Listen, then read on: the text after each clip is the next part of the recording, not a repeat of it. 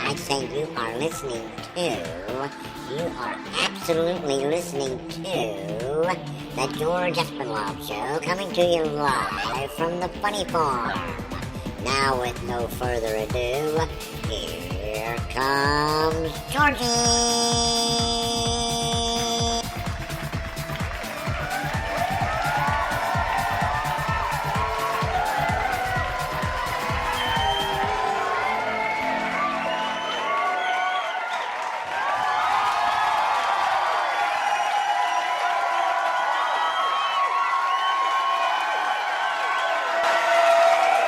Great day in the morning, Aunt Sally.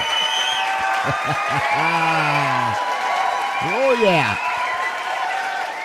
Oh, you give me that warm, fuzzy feeling. Yes, you do. That's that warm, fuzzy feeling that comes over me. You thought that was funny, did you? Anyhow, excuse me. You are listening to the George Espenlaub Show, coming to you live from the Funny Farm in a place called Our World. This place is intertwined with fantasy and reality, and none of us here knows what the difference is. And if you should happen to know, and then if you would go ahead and try to tell us, we wouldn't pay attention anyhow because we just don't care. It's a delight to have you on Thursday afternoon. My good friend Charlie over there, he's just having a good time. He's over there laughing about it. He's got his headphones on, and he's looking out the window onto the dance floor. And I'm looking out my window to the Funny Farm studios where people come and they dance and have a good time. And he's just cracking up, but I don't see anything, other than the normal, abnormal stuff that goes on around here. But he is just cracking up. Well, then again, that's why this is the Funny Farm. Each to his own. But we all live in our world, and we just enjoy it here. I invite you to come on in, because many have come, few have left. And we would like you to become part of the Funny Farm. People here at the Funny Farm, characters here at the Funny Farm, I should say, have their own voice. Each and every one of them has their own voice. If you'd like to know more about the Funny Farm, just go to the Espenblog, that's TheEspenblog.com. theespenblog.com, and there you can read all about it. There's some serious things on there, but for the most part, you'll find out what I mean when I say every character has a voice. We have a self-sustained system here at the Funny Farm. We have our own police department, our own fire department, our own EMS, what is it called? Emergency services. Yes, EMS people. We are self-sustained, and everyone has a particular task that they do. Whatever they were out there in the real world, when they came here to the Funny Farm in our world, we just let them continue to do what they did out there, and we just have a pretty good time here. So we invite you to come on in and be a part of this menagerie. So whether you're down the street, around the corner, across America, or somewhere around this great big world, thank you for taking time to tune in to the George Espenlaub Show. And all of us here at the Funny Farm give you a great big welcome and a great big cheer.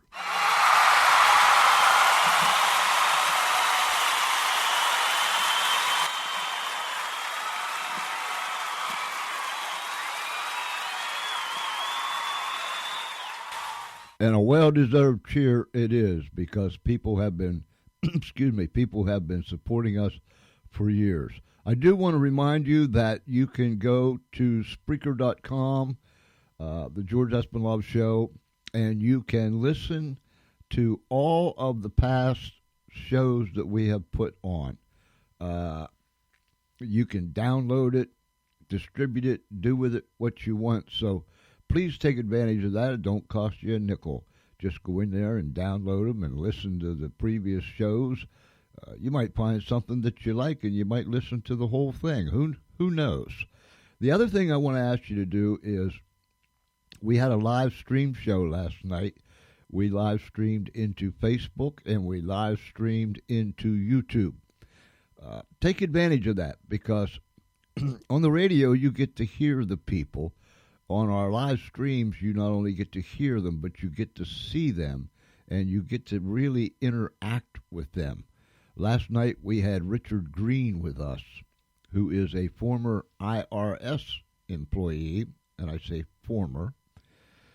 Richard has written a book, Agents of Deceit, and you can get that at Amazon.com. Just type in Richard Green or Agents of Deceit. It'll take you right to it. But we had a tremendous show last night. Months and months ago, we had Richard here, on the radio. And since it's tax time, we decided to bring him back last night and do a live stream show with it. It was fun. It was awesome. We enjoyed ourselves. The people enjoyed it. And this is what I'd like you to do. Go to Facebook and go to the George Espenlaub Show. The George Espenlaub Show. And there you can see all of the live streams that we have done in the past. You can go in and watch last night's show, and you can hear all about it. And that goes with all the shows that we have previously done. So please do that. The other thing that I would ask you to do is simply this. When you go and watch one of the live stream videos that we have done, please start a watch party.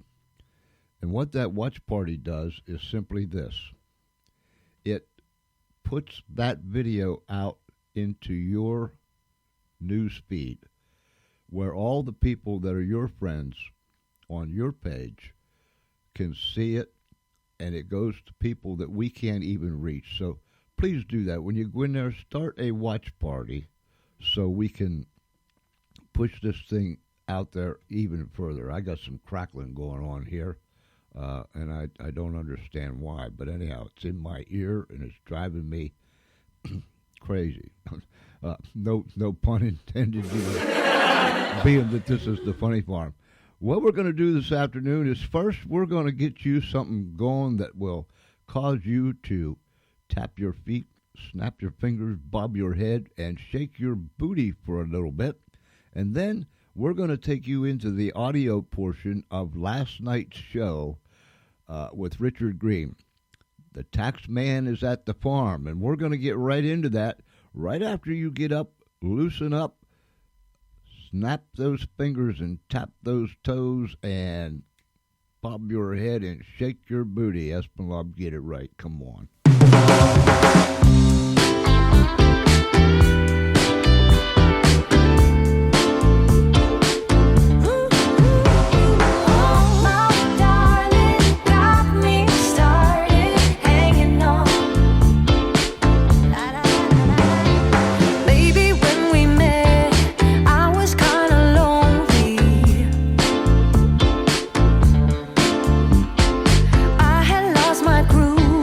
No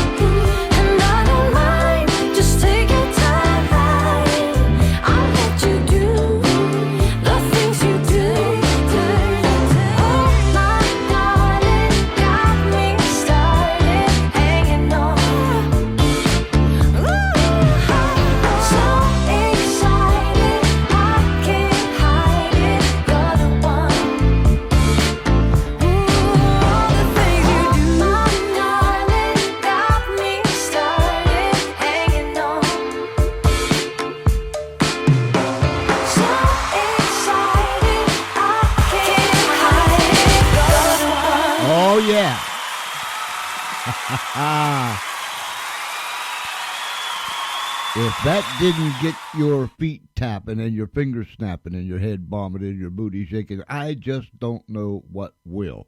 It's Thursday afternoon.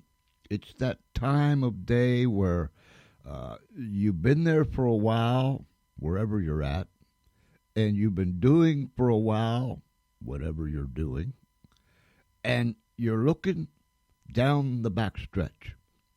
And it might be 3:30, or it might be 4:30, 5 o'clock before you get off, but you're looking down there and you're growing a little weary, just a little tired. You want to get out of wherever you are and get to wherever you want to get to go. You know what I'm saying? You understand that, right? Everybody understands that. But anyhow, I was watching Charlie. I always watch Charlie because I get a kick out of him. I wish you could see what goes on in this sound room when we are on the air, because it is hilarious. Maybe someday we'll set the video camera up without him knowing it. We'll tuck it someplace, and we'll get it, and then we'll put it out there in cyberspace for everybody to see. But I mean, he was clapping and he was bobbing and weaving. And, I mean, he was just getting down on that music, and so he got a big grin on over there because now he can hear what I'm saying about him. And I know what he wants to do, so we're going to do that. Now listen, y'all put your hands together.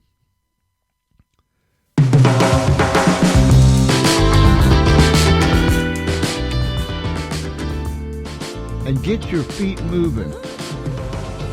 Snap your fingers, bob your head, and shake your booty. Come on, it's Thursday afternoon. We're going down the back stretch, everybody. Baby, when we met, I was kinda lonely. I had lost my groove, no one there to hold me. Just what I wanted, just what I needed. You saw me through. I was on a slow train.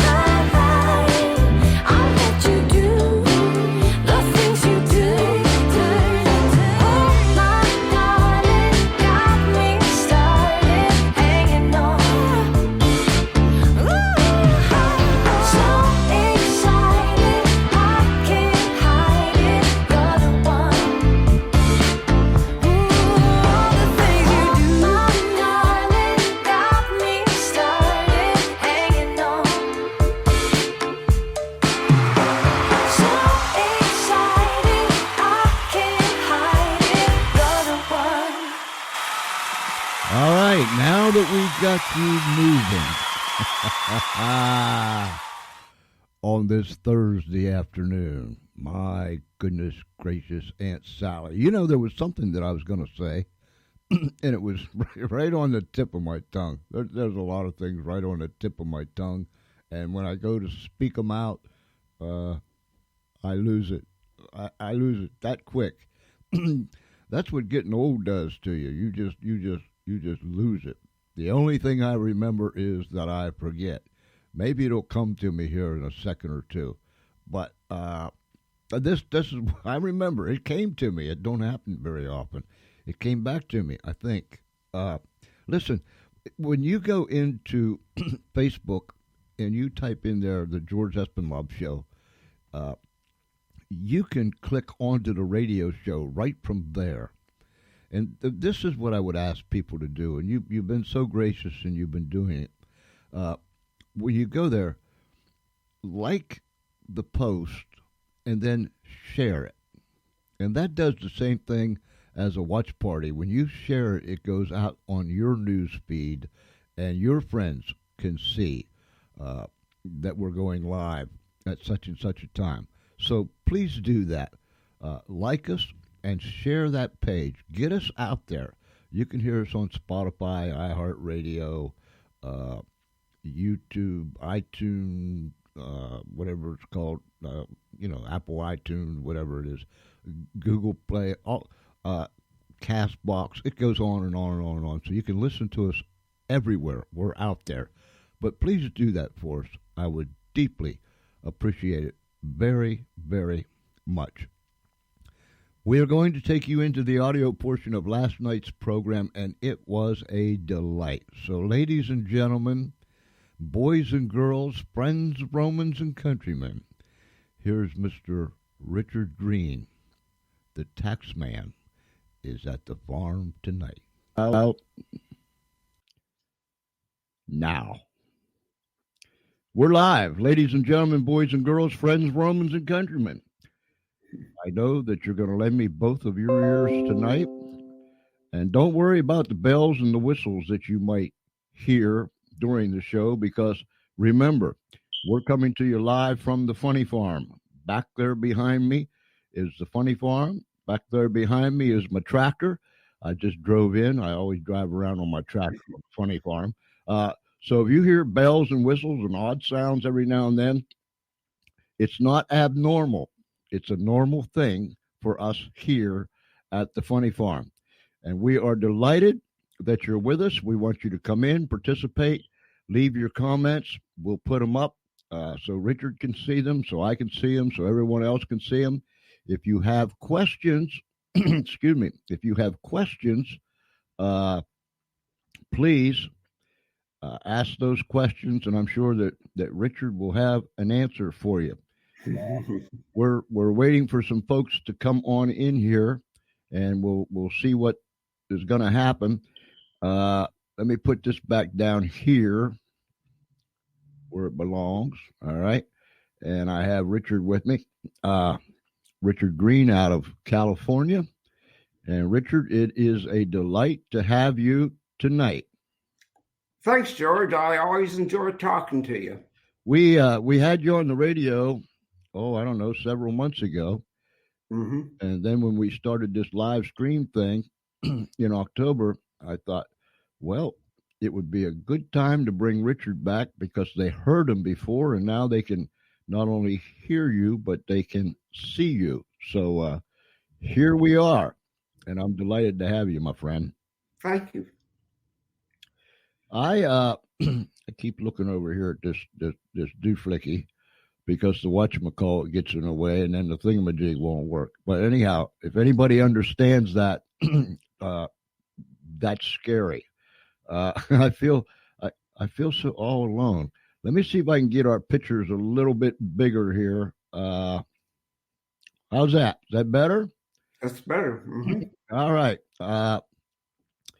So I said tonight, I used as a title on our description, the tax man is at the farm.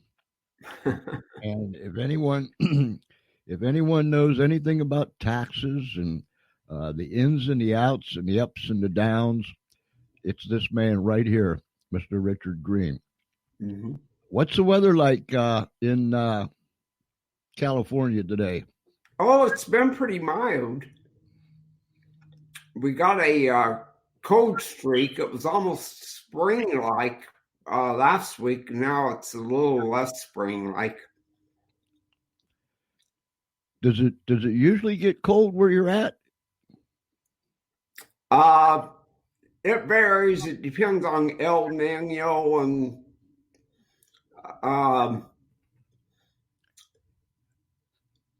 all sorts of climate things that I don't understand. You're a figures man. You're not Right. You're not a meteorologist, right? Right. Somebody says, "What's the weather going to be today?" or "What's the weather like?" And I tell them, "Look out the window." I've got about as much chance of predicting the weather as some of them meteorologists. I wouldn't mind having a job that I could be wrong 50% of the time and still keep it. Right. But Well, that would probably be roughly the IRS's rate. all righty. So here we go. You worked for the IRS from up and until when? From 1988 to 95. So that was like 7 or 8 years, if my Yeah. math is correct. All right. When you were hired and went into the IRS, did you have any expectations or any illusions or delusions? Well, I shudder when I remember how naive I was. I'm a law and order man. My dad was a preacher. You bust the criminals. And the IRS kind of encourages that thinking, is that we're the incorruptible G-men. And there's two mantras the IRS has. One is nobody likes to pay taxes, and there's an awful lot of tax fraud out there. So you get this mindset that everybody is tax cheats and sinners, except the incorruptible IRS. And that's why it really hit me hard when I saw what they were like. It's almost like if you find out your wife is cheating on you. So it's almost like when you went into the IRS, you were joining this force that rode big white horses. Right. And you were going to ride into the old western town and you were going to clean it Bring up. it up. Yeah. All the corruption and the bad people and the sneakiness. And you were just going to gun them down and Right. take them away, throw the key away. How long did that last? You mean my disillusionment or my career? No, your disillusionment. I would say that I was pretty idealistic for the first 2 or 3 years, but there were two things that really turned me around. One of them was in a workshop by a mid-ranking supervisor, and she literally told us to lie to taxpayers. She said that if you suspect fraud, do not tell them that. And if they ask you if you think that they committed fraud, you lie and tell them, of course not. The reason for that is that if they have any idea they're under suspicion, they'll lawyer up, they'll hire a lawyer, and they won't spill their guts anymore. The second thing that disillusioned me is that in another workshop. I was in LA, which is quite diverse ethnically, and we were told that if we got a return that had a Korean surname like Kim, most Korean surnames are Kim, or if we had an Armenian surname, which usually ends in IAN or JIN, or a Filipino surname, which is pretty long and difficult to pronounce, we're supposed to open it up for fraud. And the reason for that, supposedly, is that they come from corrupt countries where tax fraud is admired. And when they come to America, they figure that tax fraud is admired here as well, and they can get away with it. Well, that really struck me that you're that suspicious and subjective that if your last name sounds suspicious, I'm supposed to assume that there's a good chance you've committed fraud. That also indicated how subjective audits are. People tend to think that audits are very rigorous, they're scientific, because we're dealing with dollars and cents. How can you argue with mathematics and dollars and cents? Well, as a matter of fact, you can be highly subjective about the dollars and cents you use. And that's the message I'd really like to get out, is that audits are extremely subjective. If I was auditing, say, an Afro-American, if for some reason I was prejudiced, as long as I don't tell them that, as long as I don't say anything or use the N-word, I can really put him through a rigorous audit because I figure that he's cheating. And believe me, if it's rigorous enough, you'll find that he owes money, quite a bit of it, to the IRS. So you started to fall off your white horse, right? Right. And you thought, whoa, wait a minute. These these supposedly good guys on big white horses that's going to ride into this town and clean it up, maybe they're not maybe they're not such good guys after all. So what you're saying is that because of a person's nationality or a person's name, they're automatically placed under suspicion. Yes, they can be. It depends on the auditor. The buzzword for the IRS is audit potential. We like returns that have a high audit potential, which means we're likely to get good adjustments.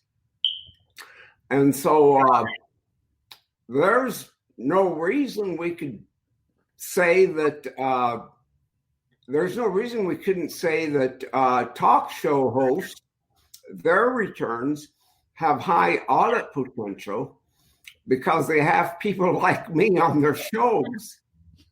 So they've got to be hiding something. And this was normal when you was at the IRS. Oh, yeah. One of our instructors during training, he had a beef against doctor. And so he came in, and it was just like a sermon like my daddy used to preach. He says there's an awful lot of fraud out there, and doctors are among the worst. Once you walk into their office, fraud is everywhere. You can smell it in the air. You might not be able to prove it because they're really clever and the books will always balance. But trust me, they have high audit potential. And he said this outwardly, publicly in this training course. Publicly to IRS agents, not to taxpayers. But to the IRS agents. Right. Wow. Wow. And he was supposed to be one of these good guys on the big white horse. Oh, he talked about how many drug pushers he had nailed and how many prostitutes he'd sent up the river. And it was, at the time, I was very idealistic, so it was very inspirational. It confirmed my then belief that even the most respectable citizens are highly suspicious of, or are very likely to be tax cheats. Ladies and gentlemen, here is the book that Richard has written, Agents of Deceit, the true story of life inside today's chaotic and dysfunctional IRS. Wow. And you can get that. Let me go up here and hit this little dooflicky here. You can get that book at Amazon.com. Just go to Amazon.com. Either type in Richard Green or Agents of Deceit, and it will pop up. They were some, for lack of a better term, Richard, they were some bad people. I mean, they were just they're just unruly.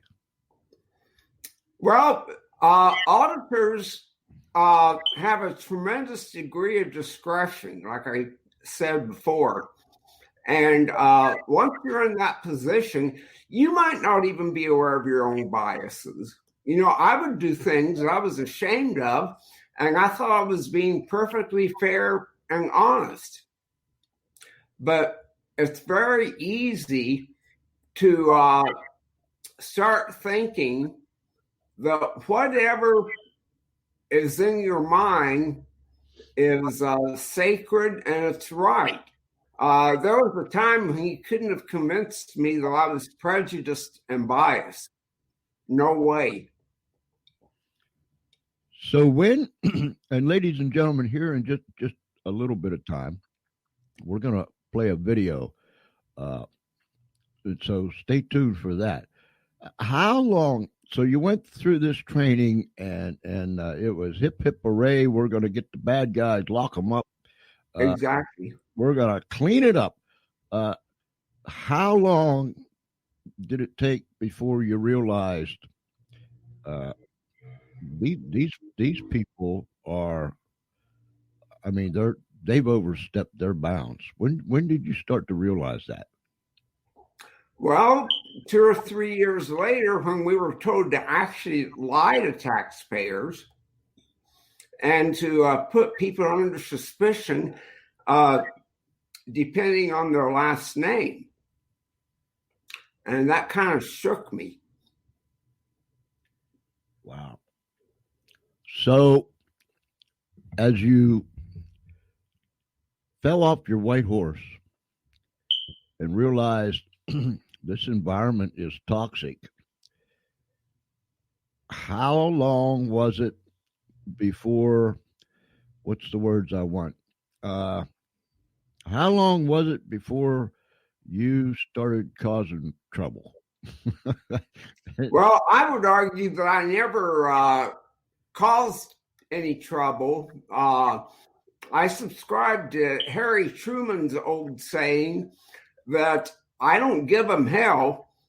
I just state the facts and they think it's hell.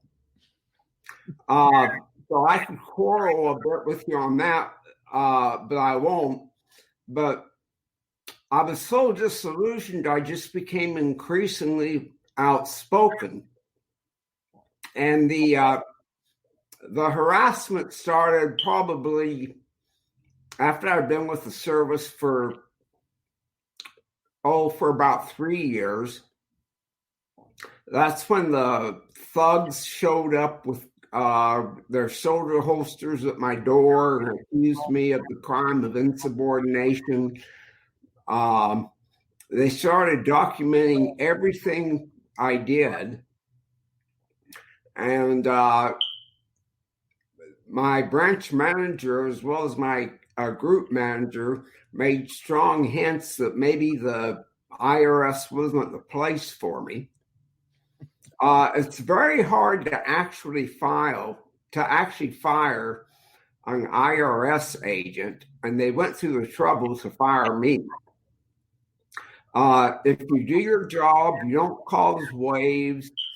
You can take 1.5, 2-hour lunch breaks. You can show up 30 minutes or an hour late for work, as long as the manager likes you. Once you get on their blacklist, everything you'll do, they'll document, and they're trying to build a case against you. And they would call me at home, when I wasn't even supposed to be at work. They would call me at home and claim that my files were lost, just anything. And it got pretty bad, but I didn't go silently into the night. So you were there about 3 years, and then this started because you were voicing your opinions. So you worked with the IRS for 7 years or so. Right. So from this point, we're 3 years in. So for the next 4 years, if I understand this, if I'm wrong, please correct me. So for the next 4 years, you went through this continually? Yeah. I'm somewhat of a cockeyed optimist. I kept on thinking, well, I'm just imagining things. It can't really be this bad. I can tough it out. So there was a lot of denial on my part. But they had to go through a lot to get me fired. But you had to go through a lot. I mean, we're talking 4 years. You had to go through a lot. And ladies and gentlemen, if you're watching by way of YouTube tonight, that little subscribe button down there, hit that little dooflicky that says subscribe, so you can subscribe to the channel, and the the little bell, and then you'll be notified when we go live, and so on and so forth. I just thought I'd throw that in. So you went through this stuff for like 4 years, and they didn't come down heavy on you right away. It was a gradual. First, it was like a pinch, and then it was another pinch and a harder pinch, and these things built up over a period of time before they really started playing hardball, right? Right. Wow. When I like that you said you was a cockeyed optimist. I like that, Richard. When did you? Still am. I still think that eventually people will come to their senses, and we'll have a national sales tax instead of the IRS. When did your optimism, as far as that particular part, begin to falter?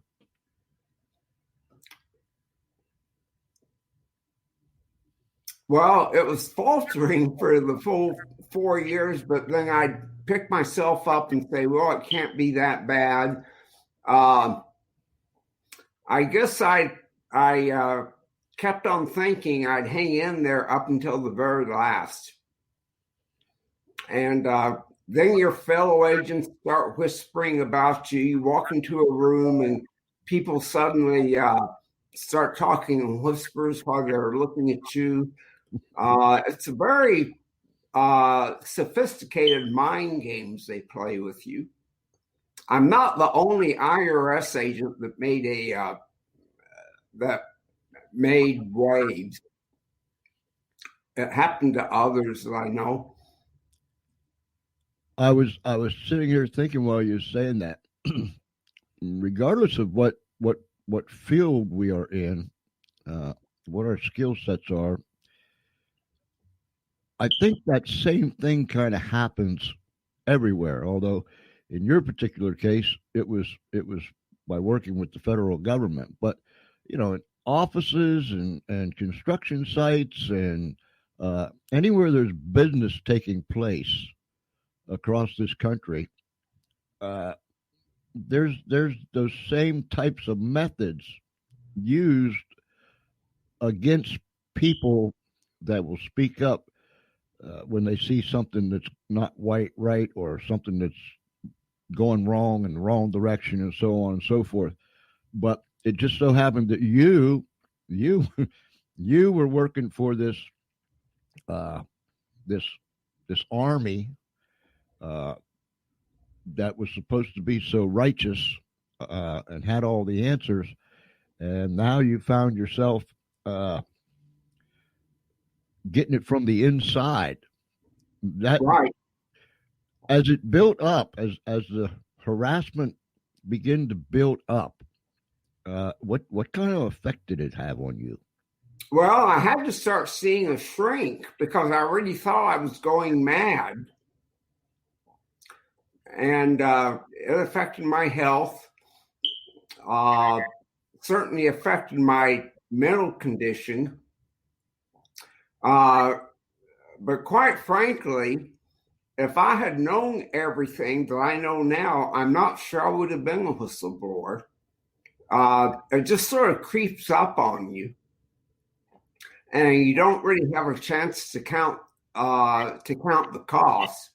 So I can't brag and say that I would do what's right no matter what the cost is. I wish I could say that, but I really can't. It's and from what I've read of other whistleblowers, that's sort of a typical reaction, is that they don't take a long range view. They just look at this and say, well, this is wrong, I'll report it. And then that will be the end of it. The IRS, like most bureaucracies, has a very, very long memory, and they can't tolerate dissent. There's a comment, Richard. Can you see that? Right. And Wendy's observation that she never thought the IRS could be so deceptive and biased, that's a pretty common misconception. I think it goes back, to repeat myself, it goes back to the fact that an audit, by its very nature, because it deals with math and dollars and cents, it's very objective. But if I get to choose what issues to harass you about, or what I'm going to force you to document, that's very subjective on my part, and it will probably cause you a lot of grief and certainly bigger adjustments. Do you think, Richard, when Wendy said very interesting, never would have thought the IRS could be so deceptive and biased? When I was growing up and when you were growing up, and and I know Wendy personally, and I know the family she comes from, could it be that we were taught, and rightly so, could it be that we were taught that we need to respect our institutions, trust them, and so on and so forth, and that is some of the reason why we have these deceptive thoughts, or Right. We're conditioned, and rightly so, that we can trust our institutions. If you obey the law, you have nothing to fear. We should be able to trust our institutions. And that's why I was so disillusioned with the IRS. The IRS affects most of us more than any other institution. You can choose if you want to go to church every week. You have some choice about what job you can get. If you don't like the post office, you can always use FedEx or something. You have choices. With the IRS, you don't get to opt out. You're forced into the system. And they exploit that because we don't have a choice. So as time went on and things got heavier and heavier and heavier, was there a time that you'd wake up in the morning and say, "Man, it's hard for me to even go to work"? Yeah, that's about when I started having to see a psychiatrist.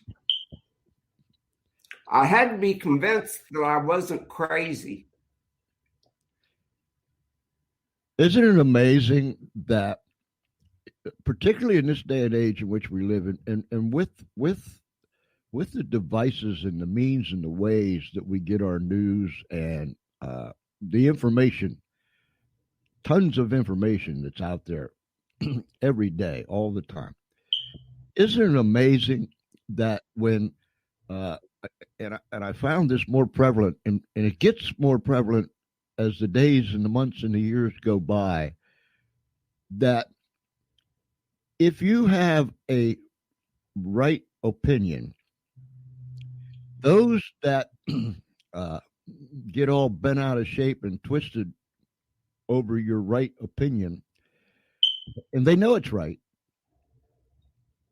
they get mean and nasty, and try to turn it completely around that it's you. You're about half dingy. You belong on Espenlaub's funny farm. You can't function here no more, and so on and so forth. Did that cross your mind, or has it crossed your mind over the years, that when people say something that is right, the opposition will come around and try to flip it around, manipulate, intimidate, and make you seem like you are the one that's completely out of whack? Oh, absolutely. That's a very sophisticated brainwashing technique. That's what happened to our soldiers during the Korean War by the Chinese, the POWs. They would do everything they could to shake their belief in America. They would point out some of the flaws in our society, which everybody has, like racism or a criminal justice system that sometimes gets it wrong. And the whole point is to make you think that China, communist China, was the virtuous institution, and the United States of America was the one that really had it wrong. When you had to start going to see psychiatrists, psychologists, whomever, were you still able to go to work, or did you become so distraught that you wasn't able to go to work again? Well, I worked as long as I could, and I tapered off. I mean, and that's about the time I retained an attorney, because I didn't see how it could have a happy ending. But the government, in general, the government does everything in slow motion. You don't get a quick resolution of things. And so it wasn't one day I woke up and said, well, I'm not going to work anymore. Screw them. Mm-hmm. I tapered off because I still felt an obligation to the taxpayers to do my job. And I tried to do it the best I could until I saw that it was really hopeless. Here's a question I have, Richard. When it came time to blow the whistle, Well, back in 1995, things were different. But when it came time for you to blow the whistle, who did you blow the whistle at or to? Well, I blew it to my superiors. I already thought they would share my shock. And I went to the LA Times in 95, and it just so happened that the reporter was Armenian, who was one of the targeted groups. And so I got a good profile in the LA Times, but the IRS didn't appreciate it. And they just lied about it when the reporter, like all good reporters, went to ask for their comments.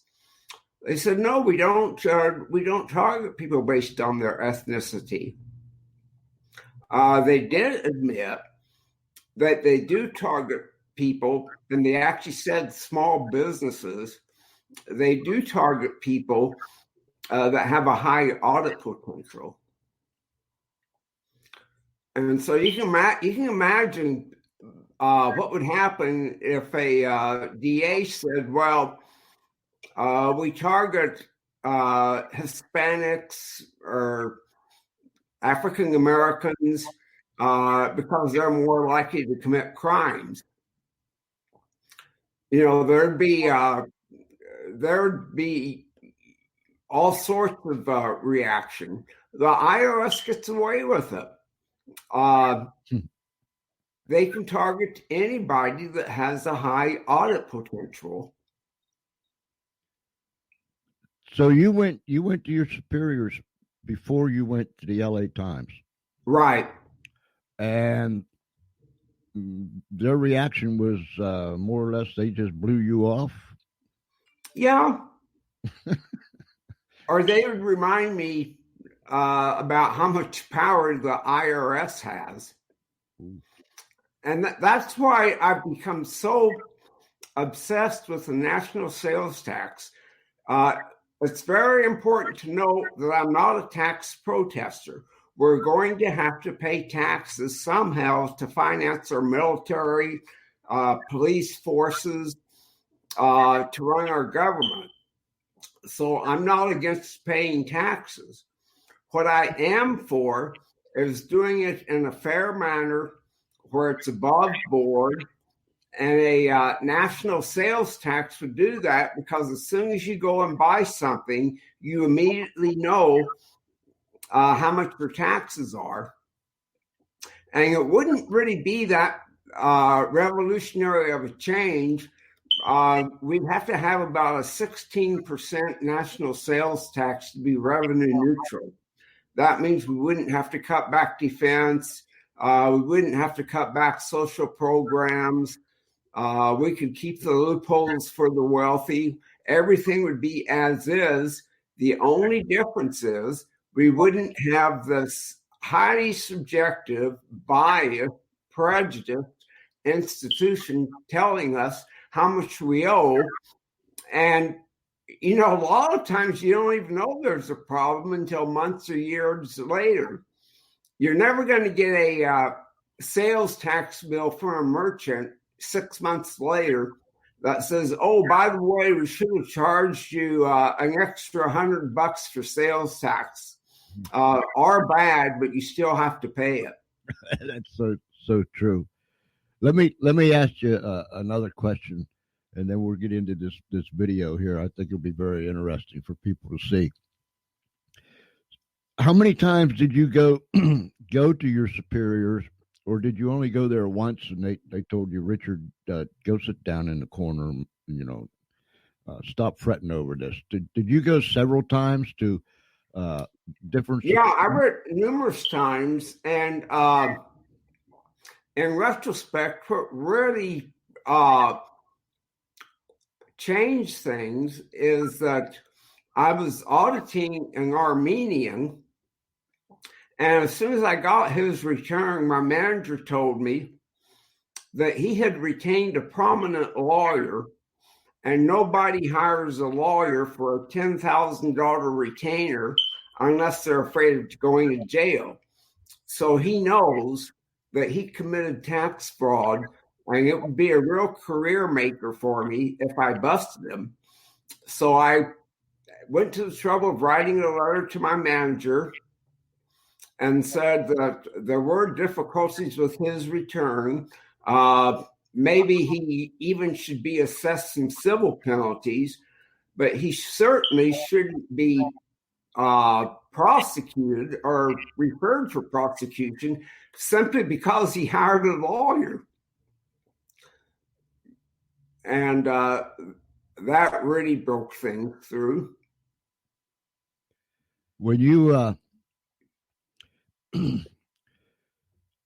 when you started to become physically sick and the burden was heavy, and you started seeing the medical doctor and the psychologist or psychiatrist, whoever it might be, and you started cutting back, was there a time that they advised you, the medical people advised you, I think you better take some leave? I don't recall that. It was pretty much my decision. I had a very sympathetic psychiatrist, and he said he had other patients that were IRS employees. So it wasn't just me being unhinged. I would have continued working there. I would have been glad to if it hadn't been for the mental and psychological costs. I had to be treated for depression. I had severe depression and still do over it. It's long lasting.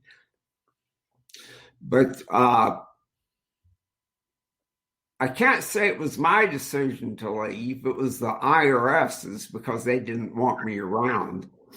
And they sent those 2 goons to my door about the time I sent the letter saying that a person shouldn't be referred for prosecution simply because he hired a lawyer.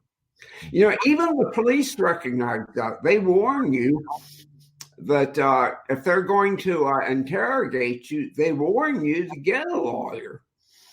They don't say, well, you're thinking about getting a lawyer, so we know you're guilty. The IRS is completely topsy-turvy. So there came a point where they said, Richard, there's the door. Do an about face and walk through that door, and don't come back no more, no more, no more, no more. Not in so many words, but that was definitely what they conveyed. I'm going to play this, ladies and gentlemen. Just give me a second here, because Espenlaub, he can blow things up when he starts moving that mouse around and stuff. But this is what we're going to do. I'm going to play a video. It's a little better than 3 minutes long, I think, of a place that Richard was, and it's pretty self-explanatory. But here we go. See if I can get this thing right.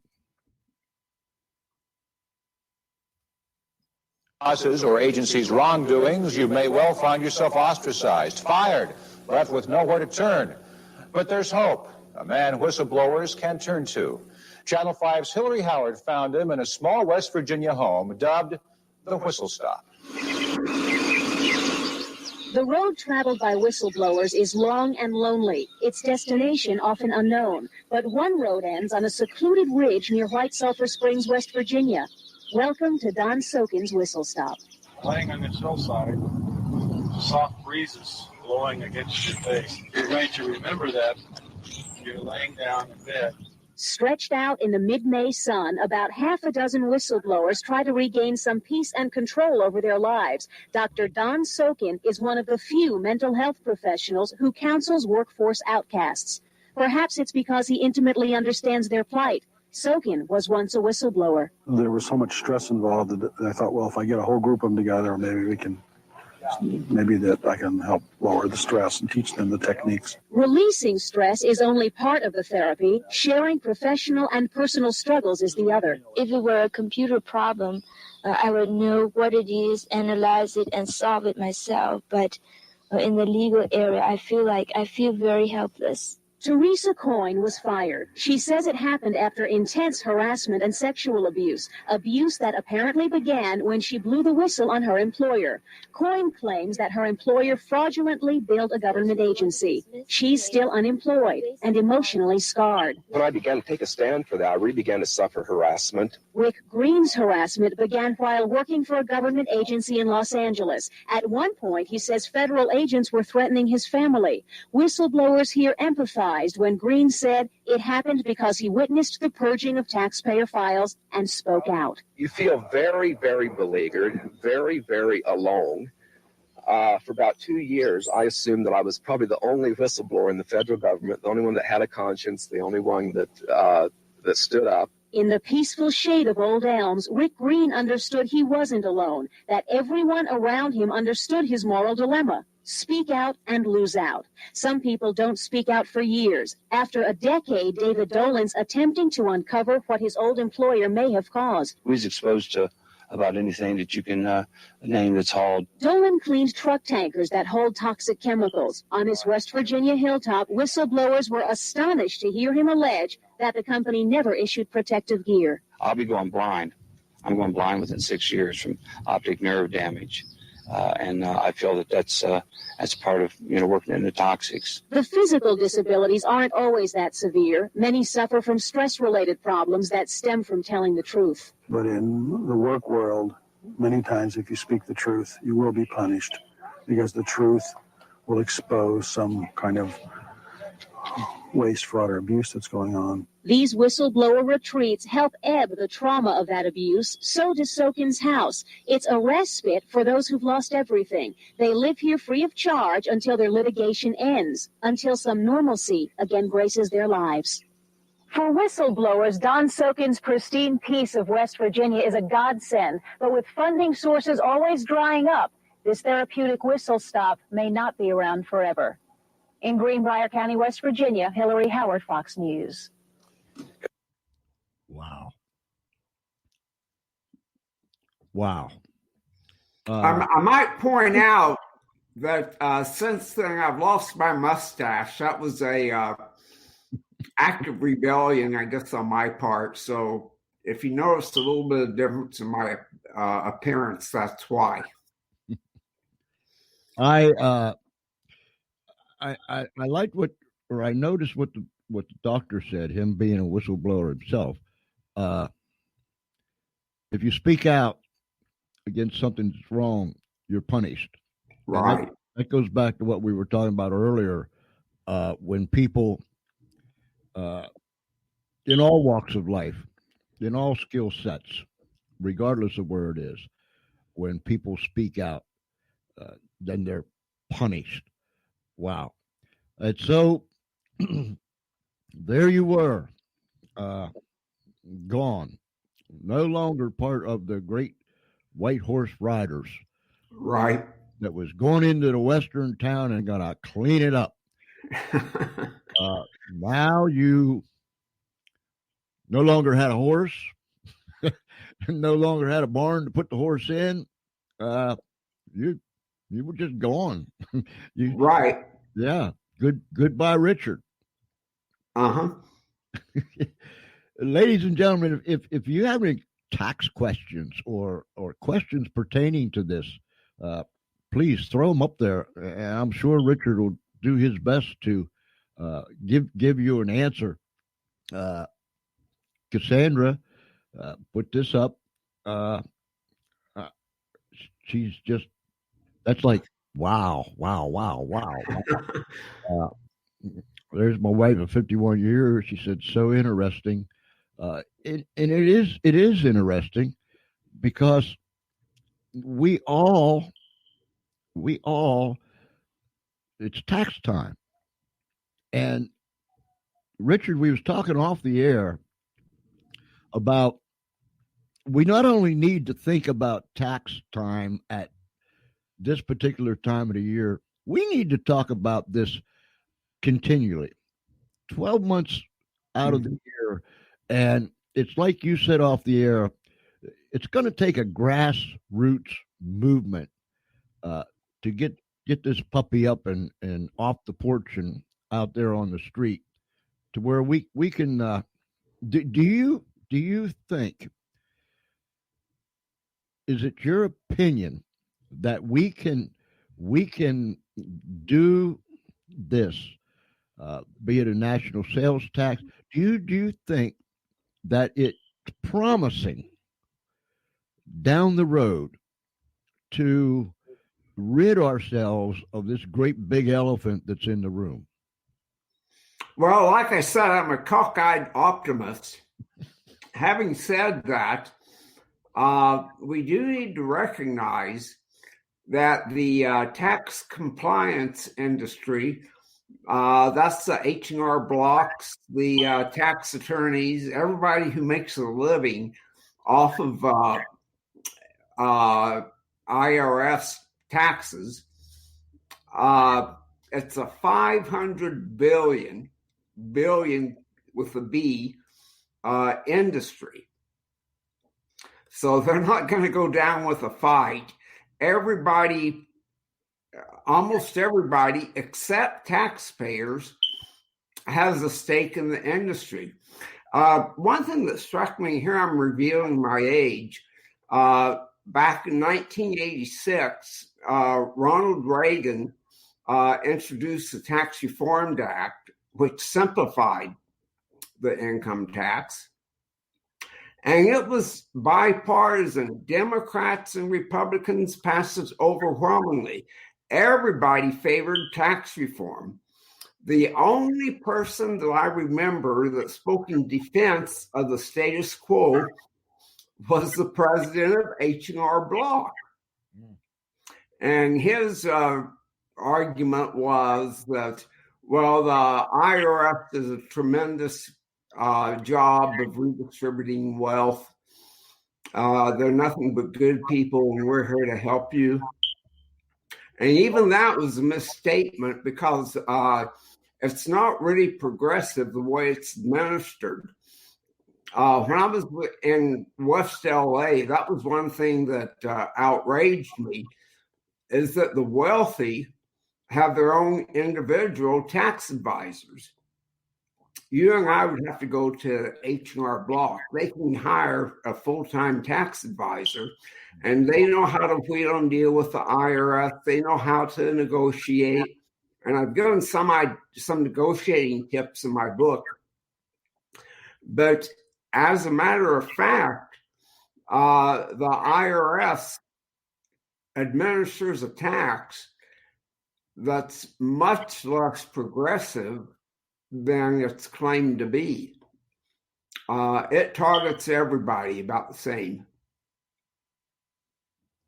Wow. There, ladies and gentlemen, is where you can get Richard's book. Go to Amazon and type in Agents of Deceit by Richard Green, and you can get you a copy. The other thing I want to encourage you to do is go to his website. There's some interesting things that's on there. agentsofdeceit.com. agentsofdeceit.com. There's a lot of good things there, so just go there. That video clip that we just played is on there, so you can watch that again. There's some other media things on there that you can see. So please take the time. agentsofdeceit.com. Richard, it's terrible that, and I'm glad you brought up what goes on behind the scenes, or the people that depends on certain institutions, the lobbyists, the people that make a living off of this thing. And that is said for just about every industry out here. Right. I am a big school choice advocate.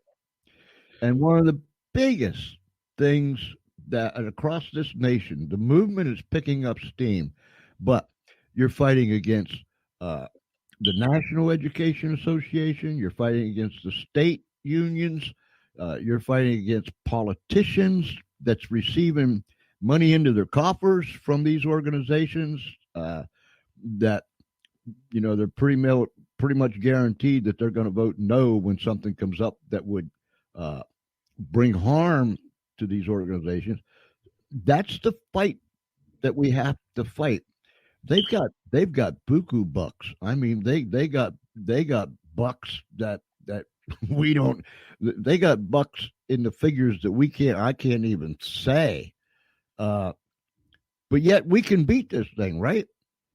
Right, but it's going to take like you said, a grassroots effort. We can't just say, well, the right wing will take care of it, or the left wing will.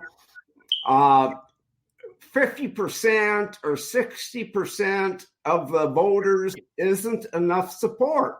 We need like 90 to 95%. And you're absolutely right. Lobbying is not limited to the school lobby or to the tax lobby. It's near universal. Mm-hmm. And I'm afraid that's what's propelling most of our political process. Who's the major lobbyist and what are they contributing? Right. We need a sales tax lobby, and we don't have near the money, so we're going to have to depend on a support by voters. If we could just going back to your riding in town on your white horse with this super duper group, we need, and it's hard.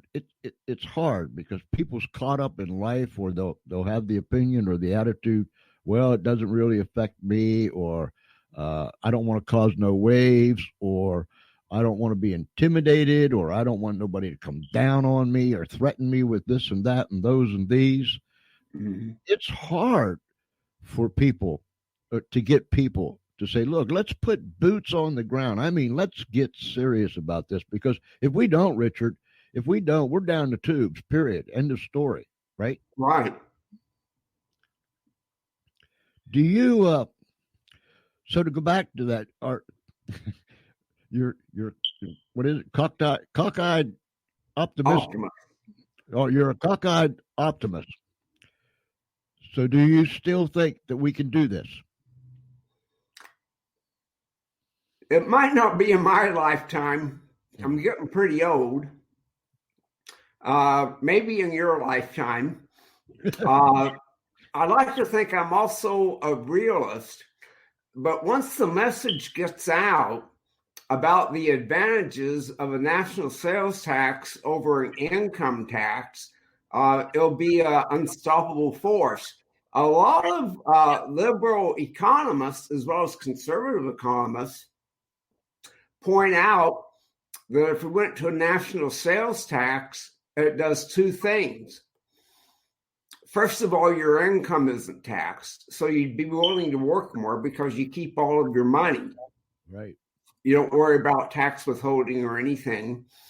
And secondly, you would save more money because the income you make on your savings is tax-free. And so the upshot of it would be that a lot more investment funds would be available, which would encourage investment, lower interest rates, and more jobs. And I've seen estimates all over the place, from the hundreds of billions to trillions of dollars it would add to our economy.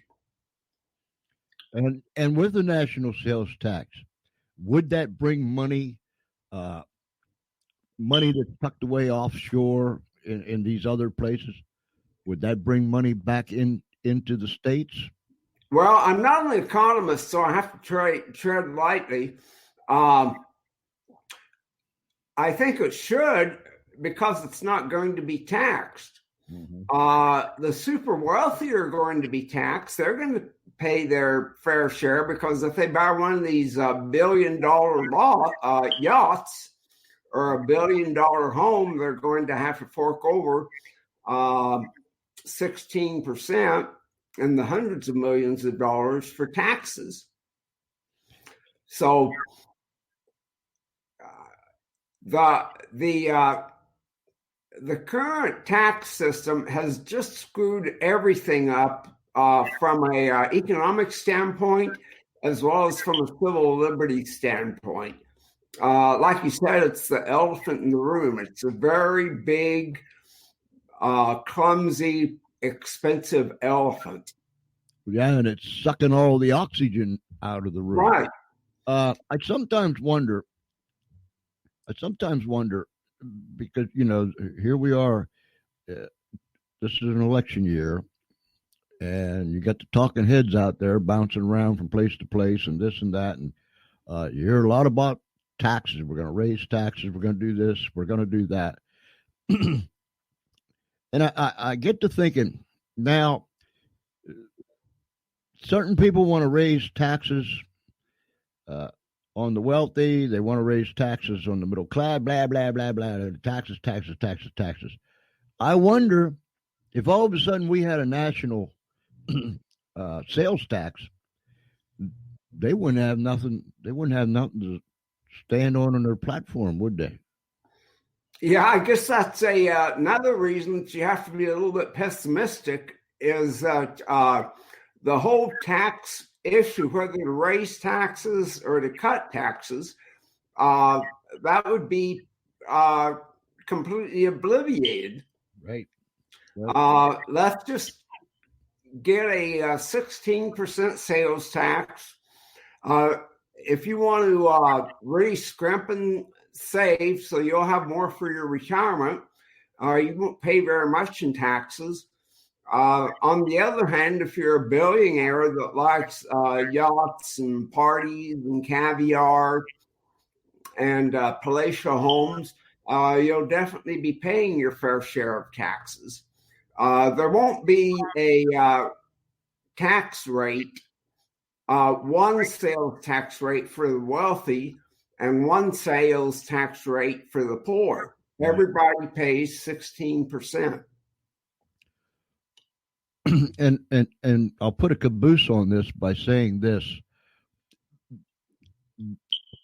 It's a simple solution that we have complicated by letting things sneak in, drift in, come in over the years, that now, whereas it's a simple solution, it's hard to knock down all these complications that we have built up ourselves. Right. And we have nobody to blame but ourselves. But I was thinking about that tax thing. You know, if all of a sudden we wake up and we have a national sales tax, here it is election year, and the talking heads are out there beating feet all over the place. Man, that would take 3 or 4 planks out of their platform, and they wouldn't have nothing to get cheers or boos about. So it's a simple solution that we have built up all these complications around us. Richard, you are a principled man. I thank you for your courage, sir. Thank you, George. I thank you for your time. Ladies and gentlemen, please, I've got this book. I've read this book. It is cool. If I can find it again, it's up here. There it is. Agents of Deceit. I've read it. And listen, it's something that you not only want to read once, but go back and read it, because the more times you read it or the more times you get into it, the more little goodies and little nuggets. Richard's got a lot of good tips in there. He's got a lot of good things in there.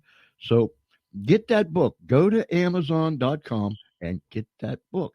I know that you'll be glad that you did after you did it. it's one of those reads, and I'm an avid reader, so I think that everybody, when they open up the pages, they can't get out of it. I've always been that way. If I start to read a book, Richard, once I'm in it, it's like I'm in this little bubble, and I find it hard to get out. And a lot of times, and my wife is the same way. A lot of times, we'll get into whatever thing it is that we're reading, and we'll spend hours and hours reading that thing until we get it done. And I just feel that everybody's like that, but I know they're not. But get that book. Get that book. Look, it's the time of the season, and it's the reason to get the book. That's an Espenlaub thingy there. Miss Cassandra said, I must read this book. She said, I must read this book first, R-E-D, and then she corrected it. I must read this book. And when Miss Cassandra says that she's going to read a book, you can take it to the bank, Richard, that she's going to read that book. And so, ladies and gentlemen, please get that book. Richard, thank you so very, very much. We had you on the radio several months ago, and now we got you on live stream. Do you like this live stream gig? Oh yeah. It's a generational leap in technology. Yeah, yeah. And an old guy like me, it's so simple that an old guy like me can figure it out. That's why we have this platform right here, because it's simple, efficient, and effective.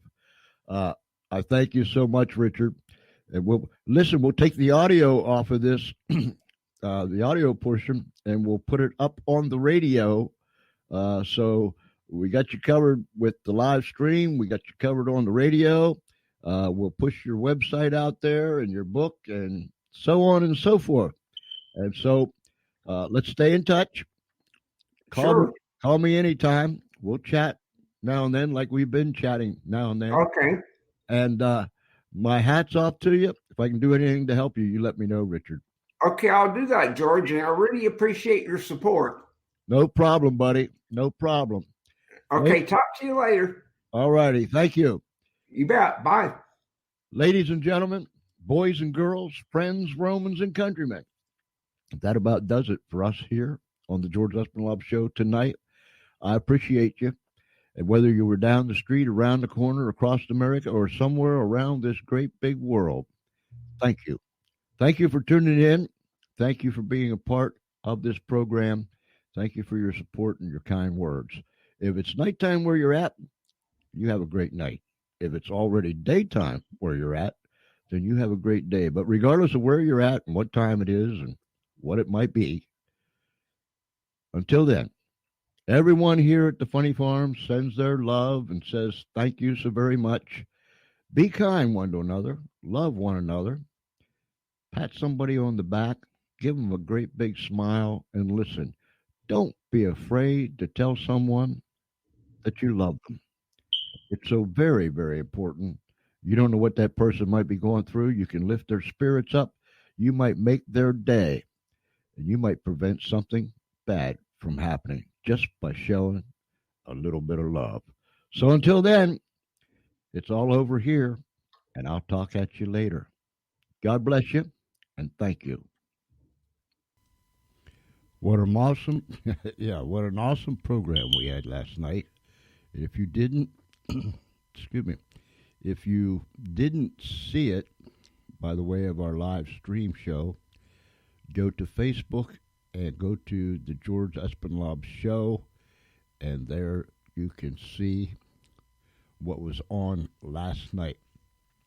Not only that, we streamed into YouTube at the same time. So you can go to YouTube, go to George Espenlaub channel, and you can see it there also. Well, that just about does it for us on our part this afternoon.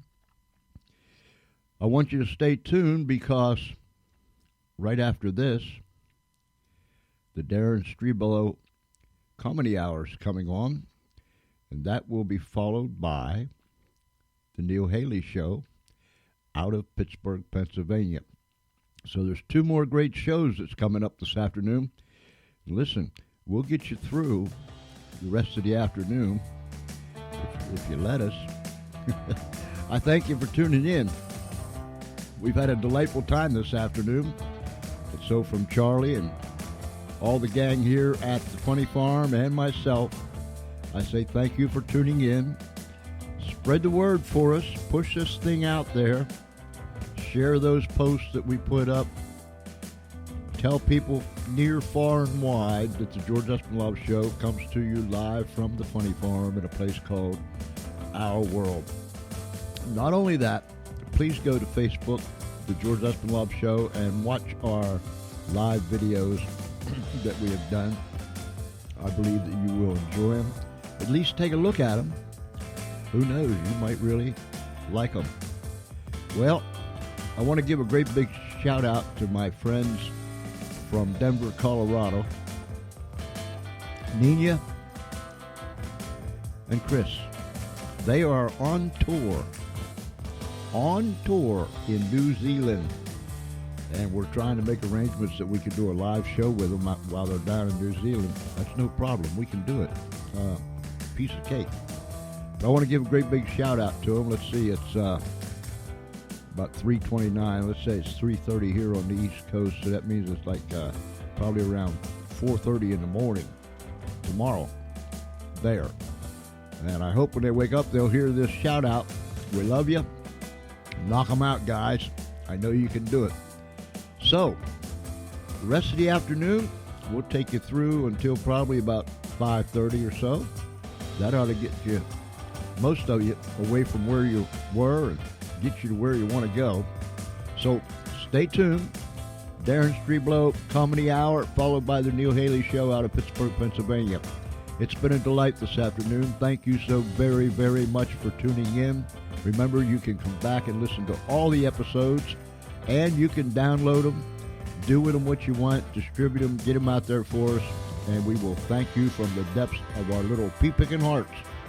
Email me, georgece@comcast.net. That's georgece@comcast.net. And so, ladies and gentlemen, boys and girls, friends, Romans, and countrymen, whether you're down the street, around the corner, across America, or somewhere around this great big world, thank you for tuning in this afternoon.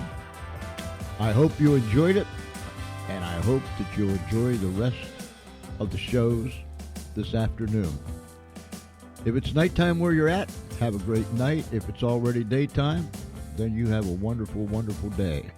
But regardless of where you are and what time it is, remember, love one another, take care of one another, pat somebody on the back, smile at them, and most of all, tell somebody that you love them.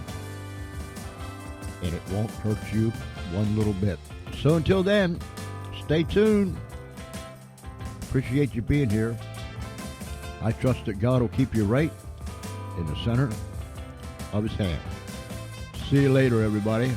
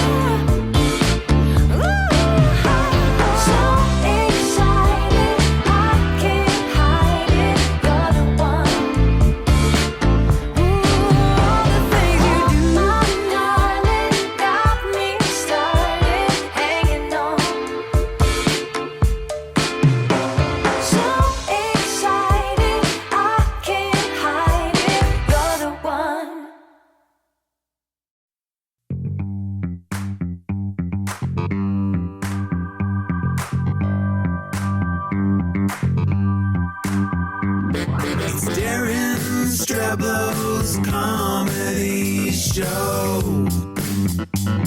Live on the radio. It's Daren Streblow's Comedy Show. Live on the radio. Bringing you the funny from every nook and cranny. Sprinkling some crazy. The man, the myth, the legendary champion of something. It's Daren Streblow's Comedy Show. Live on the radio. It's Daren Streblow's Comedy Show. Live on the radio. So lock dial on this comedy file. Darren's your host from coast to coast. He's hilarious. The Daren Streblow Comedy Show. Yeah. Welcome back, my friend, to the collision of comedy and the soul. It's me, it's Daren. I'm so glad you're here with me today. Had a great week. Had a great show in Perham, Minnesota. Yeah, great time. Now, some of you are thinking, Perham, Minnesota, where is that? That's a great question, because when I was there, I was looking around going, where am I? And it was good. It was great. There's tons of people there, and we had a fun time. A lot of laughter and a great time had by all. This is going to be a busy month. Lots of great shows coming up. We're going to be in Davenport, Iowa with Matt Falk. That's going to be great. South Bend, Indiana. Cambridge, Minnesota. Spring, Texas. Just to name a few. So check out that information over at DarenStreblow.com. Great show coming up today. Great stand-up comedy, including a conversation with Kristen Weber. Stay tuned for that. Let's get things started. Here's Bob Smiley. I cannot believe this. You guys actually did it. You sold this place out. 4,000 people.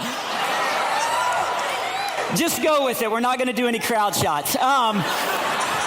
No, thank you for coming out. I've been looking forward to this for so long, and even though the day started out bad, I actually flew in this morning, and the airline, they lost my bags, which was my fault because I flew, and I went to the baggage claim. I was like, I think you lost my bags. The guy didn't even look up. He goes, we did, and the only reason why I wanted it is because, we're filming and I wanted to, look good and my toothbrush was in my bag, but I was able to get one here. You guys have an amazing Goodwill. No, it's a soft bristle. Someone's a biter. So tonight, I wanted to answer a lot of questions that I get. I get a lot of the same questions. I'm going to start with the one I get all the time. No, I have never done any modeling. Could have, but didn't. No, I'm kidding. I know what I look like. There's mirrors backstage. No, seriously, and I'm fine with it. I look like somebody cloned Conan O'Brien and Carrot Top before the steroids. And I'm fine with that. This is the way God made me, and it's good for laughter. I've been doing comedy for 20 years, and so it's good for. And actually, I always like to meet people that don't have a sense of humor. I met a guy a couple of weeks ago who had no sense of humor. I was standing behind him at an ATM, and I thought this was hilarious. But as soon as he put in his password, I just went, "Got it!" and I took off running.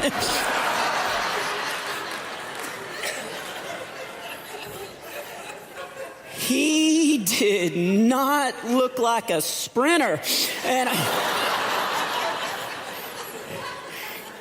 he caught me, and I quickly tried to explain the joke, but evidently you can't have a sense of humor if you're an undercover cop. And by the way, I say that, but I love law enforcement. I really respect those guys. They are amazing, and I'm not just saying that because I parked in handicap.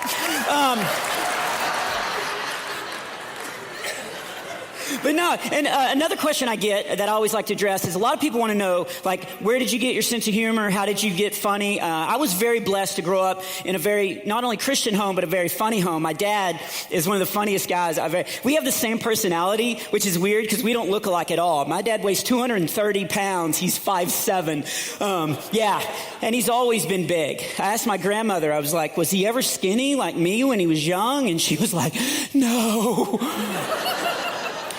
He was born on a Thursday and a Friday. So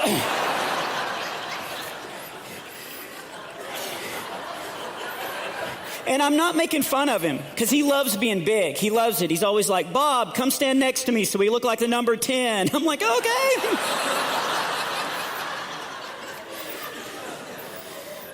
But he's so quick-witted, and I grew up around that, and it was actually, this is a good example. I spent Thanksgiving with him, and I was helping my mom unload stuff out of the attic, and she had found her old ballet box, and she was going through it. She was like, oh, I used to love to wear this tutu, and my dad was like, nowadays it'd have to be a 4-4.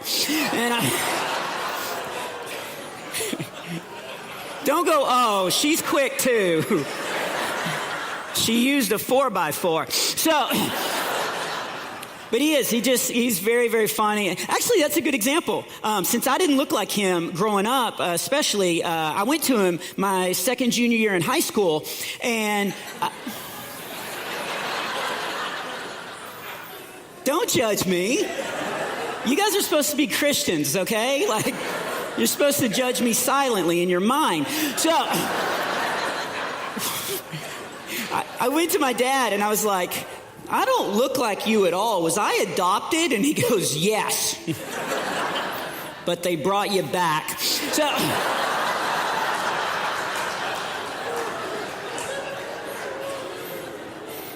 the only difference is, like, he likes to pull pranks. He used to love to pull pranks because he figured out early on that my brain is a little different than most humans.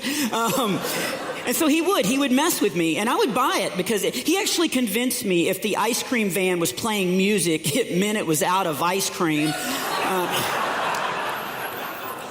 You never knew what he was up to. I got all excited because he built me a tree house, and I was all like really excited until he moved my bed and dresser out there. But I got my rent-a-car in Dallas. You know, I had the GPS. That's beautiful. And so nice. Driving along, turn left now. Turn right up ahead. Turn around and go the other way. Then I get into Dallas. You're on your own.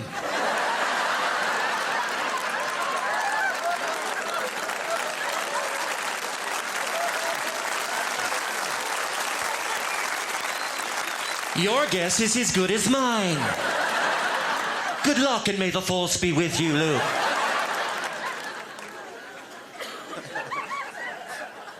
I love the GPS. And when you make a wrong turn, do something bad, it's like, recomputing. Recomputing. Not, you moron. No. You idiot. No. Recomputing. Love that. I want life GPS. That's what I want. You know, just tell me what to do in my life. Your fly is down. Purchase gum. Your breath smells like a sewer. But what we need is marriage GPS, guys. Marriage GPS. Wouldn't that be awesome? Just tell us what to do. Guys don't know. Say something about her hair.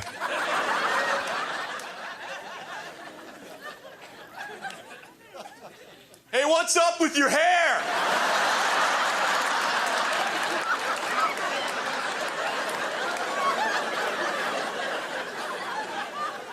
Recomputing.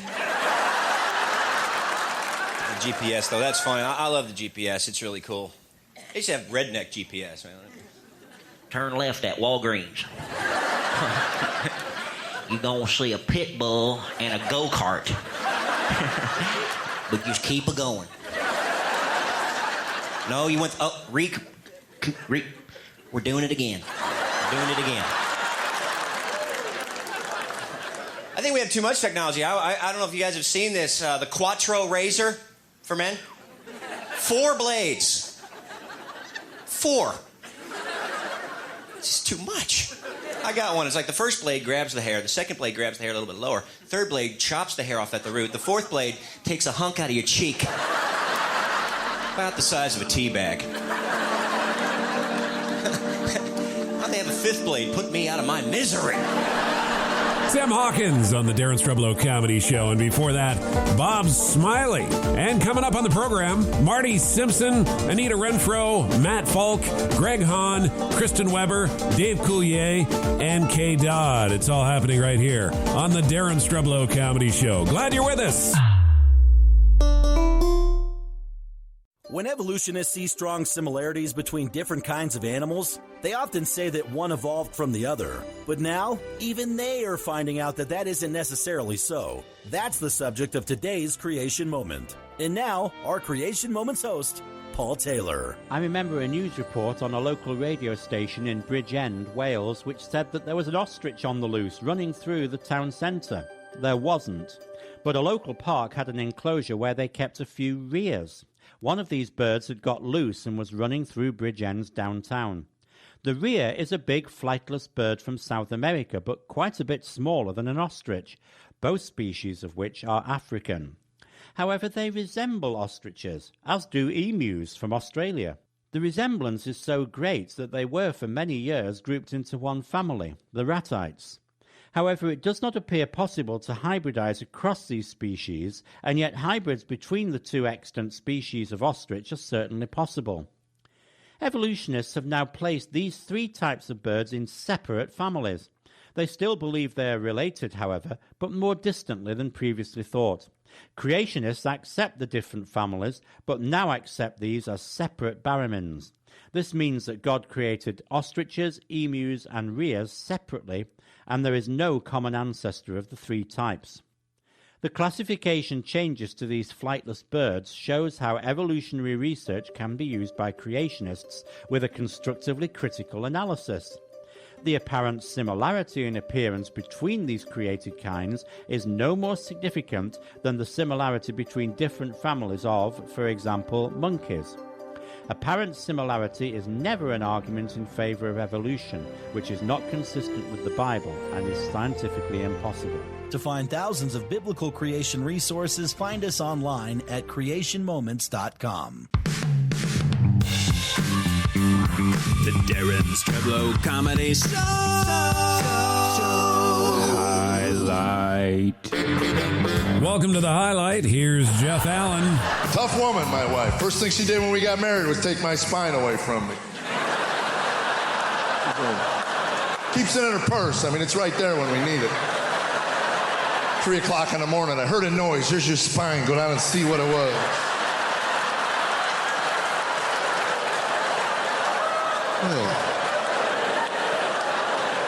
I hate that wake-up call. I heard a noise. Well, if you were sleeping, you wouldn't have heard it. You know how I know that? I was sleeping and I didn't hear it. And then it starts. Get down there. I want to go down there. Get down there. For what? What if there's a burglar? That would be my point. Get more laughs at DarenStreblow.com. Hey, I'm Season, and I'm a joy bringer. Don't you hate it when you're in the middle of a text conversation and they suddenly stop responding? Getting ghosted by someone is so annoying. They leave you hanging and you wonder, is it something I said? Have you ever felt like you've been ghosted by God? Sometimes the voice of the Lord is quiet, even silent, and it can leave you wondering if God is mad at you, or maybe he just doesn't care. But that's not true. Try this.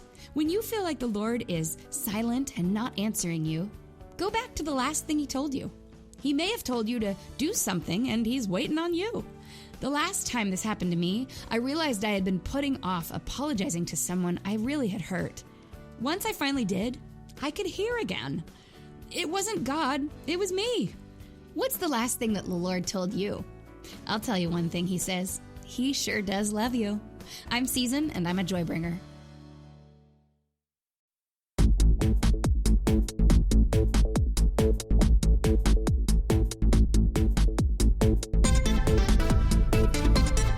There's laughter in the air. Better yet, there's laughter on the air. It's the Daren Streblow Comedy Show. This economy's horrible. We were driving home from church in our minivan and saw a sign on a pole that said, "Lost dog, $300 reward." My wife turned and looked at me and was like, "Hey, Marty, I found us something we can do this afternoon." And then Walt from the back of the van is like, "Yeah, stealing dogs."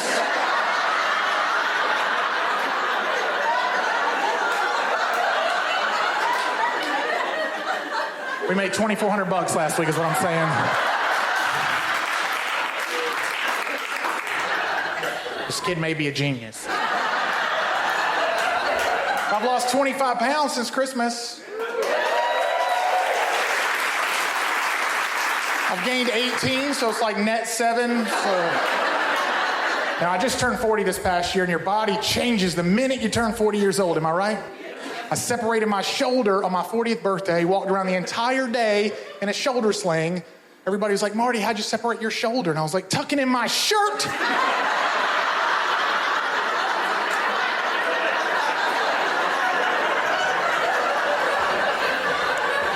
The Scripps Spelling Bee on ESPN is one of my favorite things to watch. And I think it would be far more interesting when it got down to 4 little 8th grade kids if they just made them spell each other's last names. Outside in the back parking lot before the show, a man was smoking a cigar and he put it out and tapped the cigar and ash fell into the cuff of his jeans and set his jeans on fire. I said, dude, your jeans are on fire. And he said, no, they're not. And I said, liar, liar.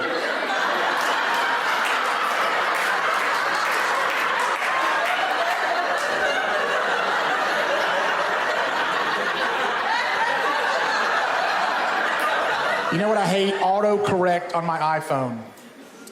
Autocorrect on my iPhone will change the word previous and precious because it's only one letter different. So on my 19th wedding anniversary, I accidentally tweeted, I've loved spending the last 19 years with my previous wife.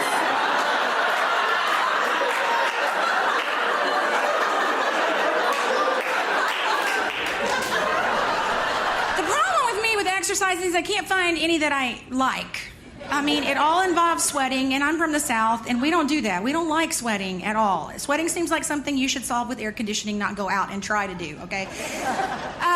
It's the equipment these days. It's so difficult to understand. Have you seen treadmills lately? They used to have like an on-off fast flow button. Now they're like the Starship Enterprise, okay? You have to have a degree in computer engineering just to understand what they're asking you. I can't even find the start button. It's hidden somewhere. And it's like, if you're not smart enough to find the start button, you're not good enough to be on our treadmill. That's what I feel like. They also have settings I do not understand. One of them says, hill training. Where does that happen in my real life every day? I never go on hills. Interval training. Interval training for me means I walk for a little bit, I get off and get a drink for an interval of time and get back on. I don't want to train, interval train. Cardio intense workout. I'm like, no, that sounds like something that's going to happen to you at a hospital and it's not on purpose. It's way too ambitious. I'm a Southern girl. I don't have that kind of workout ethic. I want a treadmill that says saunter, stroll, sachet.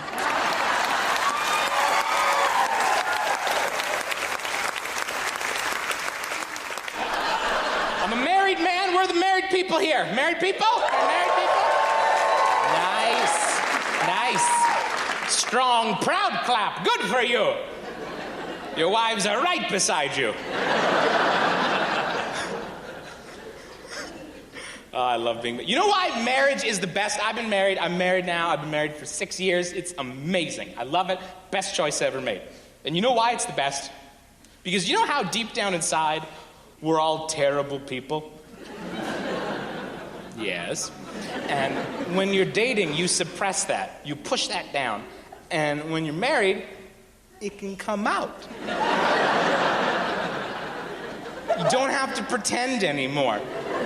It's different, right? When you're dating and you get into an argument, oh, they're different when you're dating, aren't they? The arguments? Because this is how every argument in the dating world ends. I'm so sorry.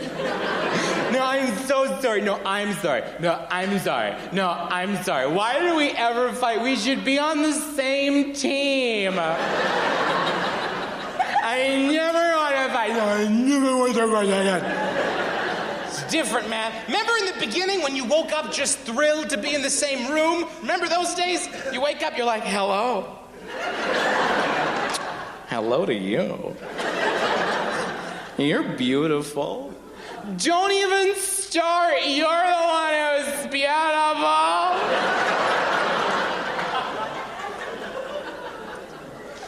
Now, after 6 years, my wife and I wake up already mad at each other. You ever have that? There's been some fight in the middle of the night you're not aware of? Just wake up right. You kicked me last night. Trying to get you to stop snoring. What, did a badger crawl up your nose? What happened? I used to have a job myself. I used to work. I used to have a corporate job, but I figured, why should I have a job that pays $200 a day when I could be a comedian and make that in a week?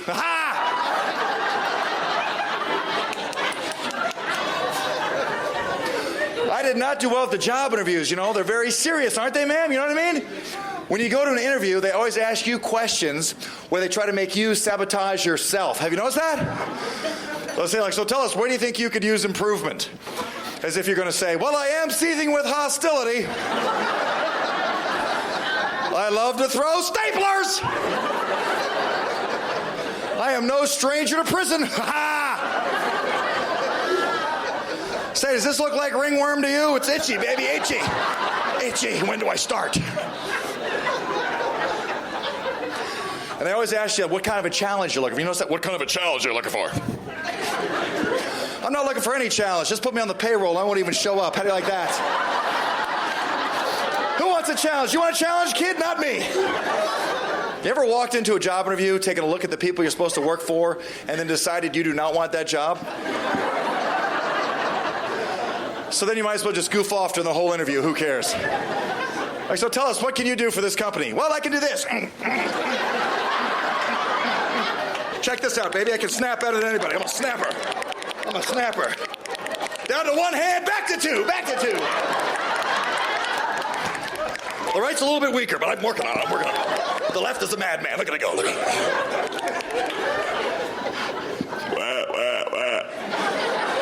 Who makes that noise better than me? Nobody. When do I start? They're like, really, can you tell us something about yourself? Sure, I've got pink eye and my foot's asleep.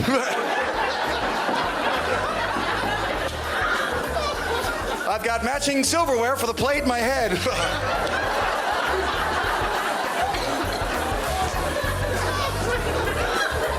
I collect ointment.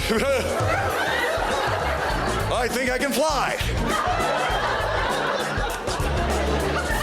What can you bring to our company? Head lice, okay.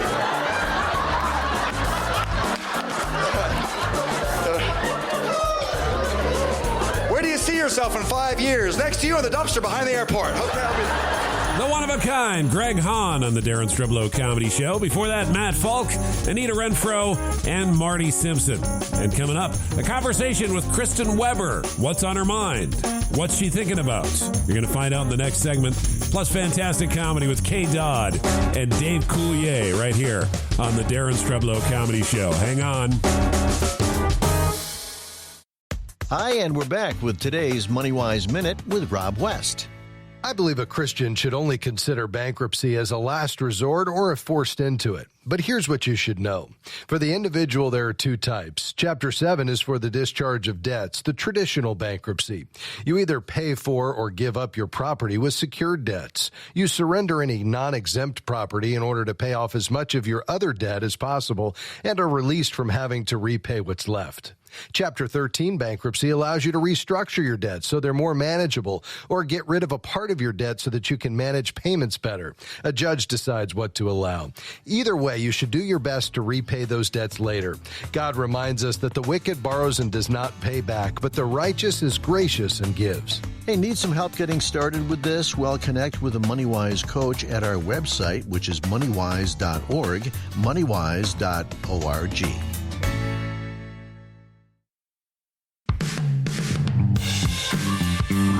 The Daren Streblow Comedy Show. Highlight. Here's Jeff Allen. Deer hunting, camouflage. That's what we had, camouflage for deer hunting. Fatigues, weeds. Like that was going to fool a deer. I read more deer are killed in America by automobiles than by hunters. Why are hunters dressing up as shrubbery? They should be dressing up as Toyotas or something.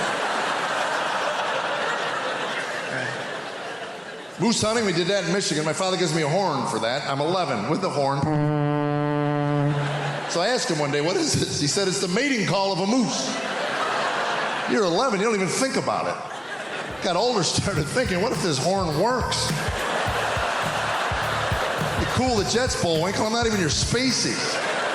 Get more laughs at DarenStreblow.com. Here's a Renewing Your Mind Minute with Dr. R.C. Sproul. There's not a dignified bone in your body that is there inherently and intrinsically. You came from the dust, and there's not a whole lot of dignity in the dust. But your destiny is glory, because out of that dust, God shaped you and put the stamp of his image upon you. And when you took that cloak that he made for you to be his image bearer and turned it into filthy rags, the Lord God omnipotent came with coals of fire to cleanse you and give you new clothes, and provided you with the cloak of the righteousness of Jesus Christ, and gave to you a dignity that you couldn't possibly have in and of yourself. It's not an intrinsic dignity, it's derived, but it's real. For today's special offer, visit renewingyourmind.org. Hearing our children's first words are memorable, such as dada, nana, puppy, ball. Ball was the first word of our third son. But the word no is also among those first words coming in strong. Joey, look at mommy's belly. There's a baby inside, I told our 2-year-old when I was 9 months pregnant. No, mama, that's a ball, stated Joey, and he stood by his logical word choice. No isn't always a fun word to hear from our children, but no is an important word in being an adult.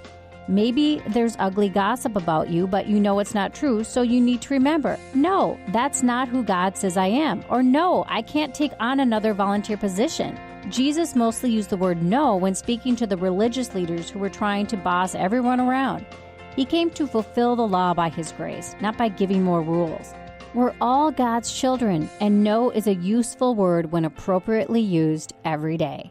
For more encouragement in everyday matters, visit DebbieGriffith.com.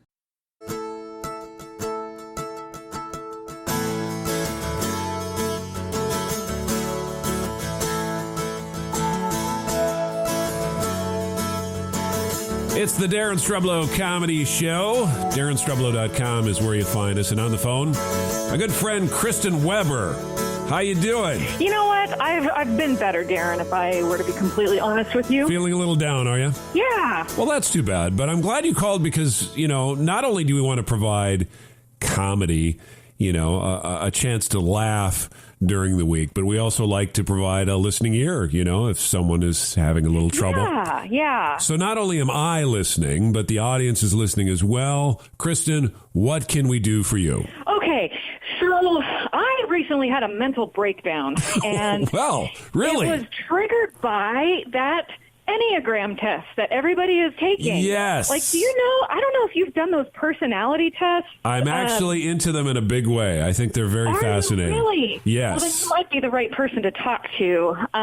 Because before the Enneagram Myers-Briggs was really huge. I like Myers-Briggs as well. Yeah, and so everyone's like, well, what are your letters? Are you like INFJ or ENFP, whatever? And so I started to take the test, but I kept getting distracted, and so my letters were ADHD.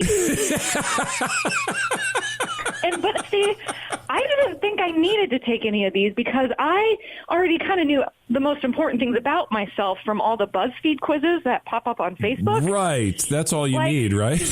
I know that I'm a Mulan Disney princess. I know that in social situations, I'm blue cheese. Really? Yeah. Blue cheese. Yeah. Do you know what cheese you are?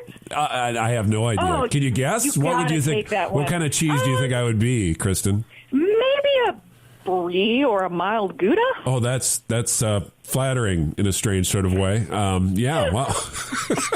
But blue cheese for you. Okay. Fantastic. Blue cheese for me. Yep. Because most people avoid me, and I'm an acquired taste. No.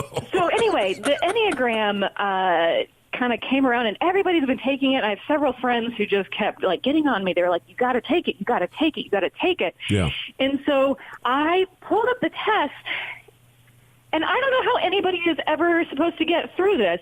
Well, first of all, for a society that really hates labels, I don't know why we are making it so important that we label everybody with a number. Right. And that's what Enneagram does, right? It does. You're one of 9 numbers, 1 through 9. And you're given a wing. You're given a wing, right. You're a number, and then you're a wing of another number. Just one, though. which you can't fly with one wing.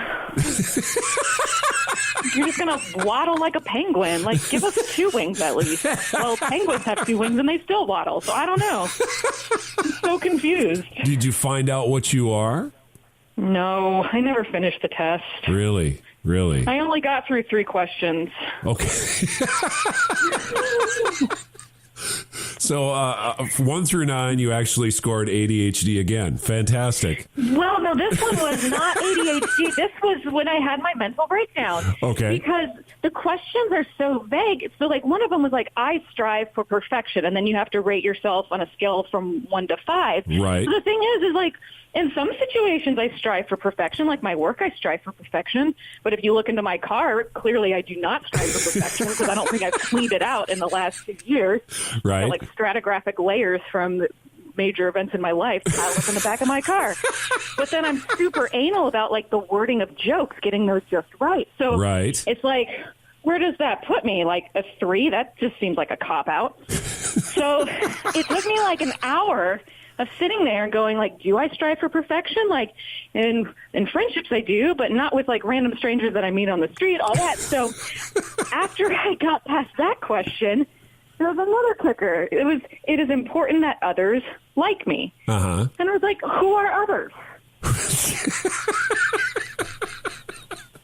I would assume other people, Kristen. Other people? Yeah, but like, what other people? Because sometimes I care if people like me, but then sometimes I'm like, it's none of my business if they like me. Right. Well, that's true. Yeah. I can see why that'd be confusing. And then I moved on to the next one, and it was the only one that I could get easily. The third question was, I am decisive. And so it was definitely a 1 on that one. Even I can answer that.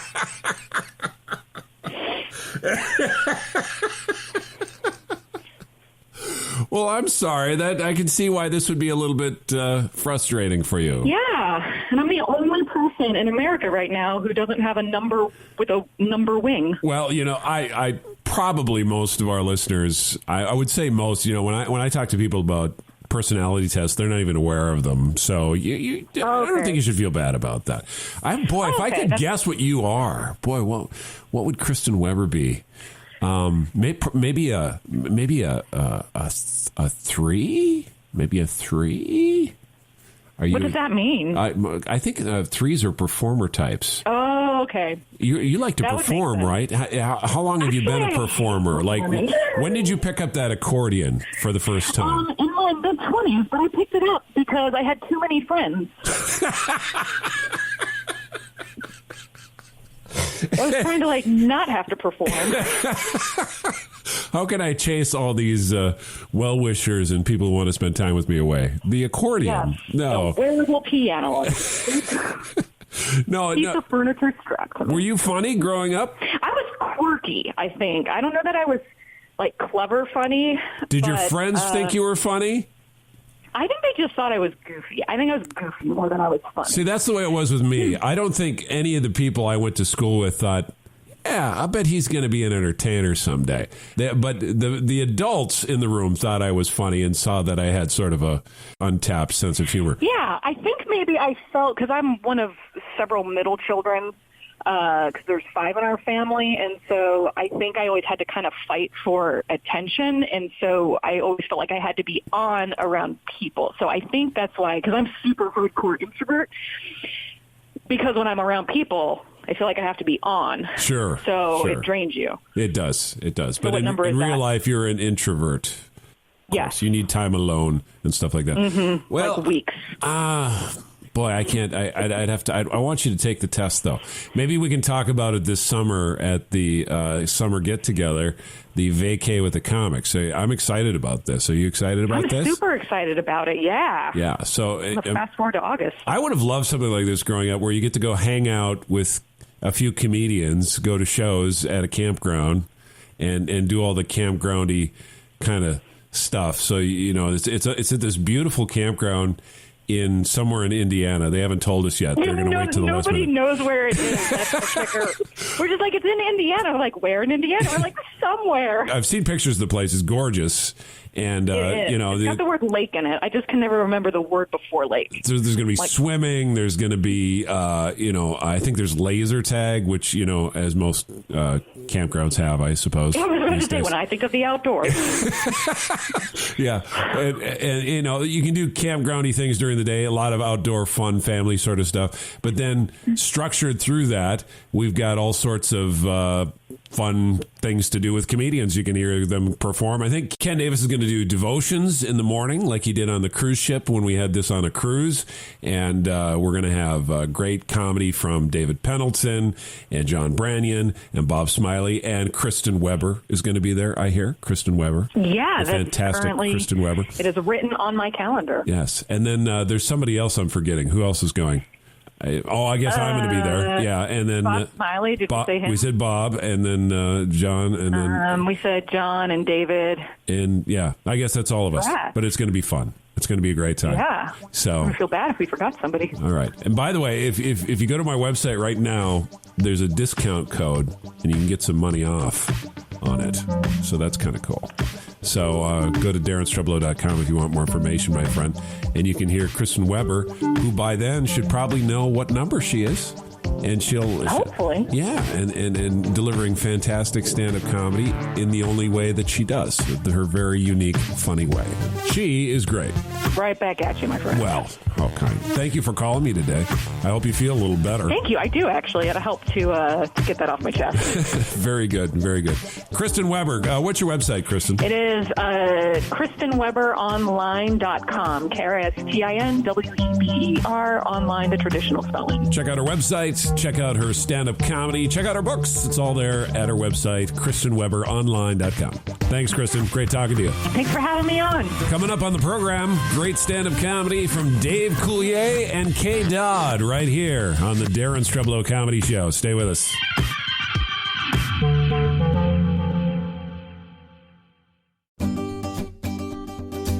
I just don't know enough about the Bible. From Keys for Kids Ministries, here's Greg Yoder with a Keys for Kids Parent Minute. That's a common comment that we get from parents who want to lead family devotions, but just don't feel like they know enough to do it. Question: if we don't teach our kids about Christ, who will? Some families leave it up to the church. And while it's good that our churches are teaching solid biblical instruction, that instruction needs to come from home, too. While this may sound a little self-promotional, Keys for Kids Ministries has been providing devotionals for families since 1982. With our app, website, quarterly books, and iBooks, that feature stories that kids can relate to, while at the same time pointing the whole family to God's Word. Still unsure? Take the first step and commit to 1 day a week. Once you start, your kids will start asking for it. We want to hear from you. You can respond to this program at parentminute.org.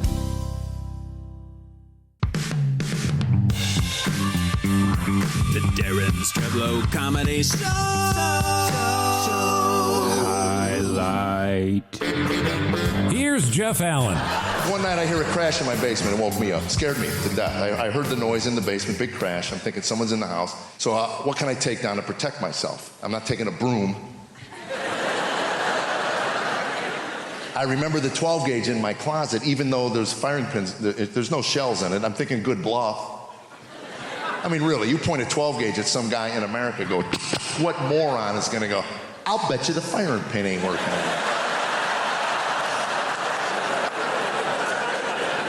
And if you wrestled it away from me and pointed it at me, I go, it doesn't work. And then bunny hop my way to freedom. There's more laughs for you over at DarenStreblow.com.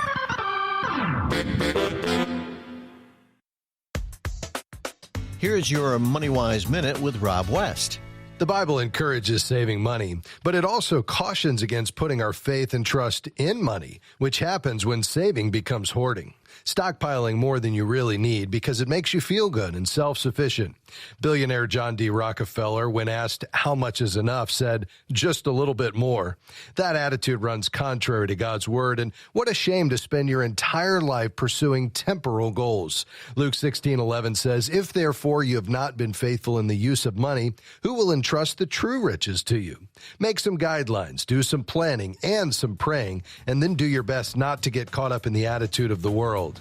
Saving is a hedge against future needs. Hoarding is a lack of trust and contentment. You can learn more about saving, spending, and managing your money God's way when you check out our books and other resources at moneywise.org.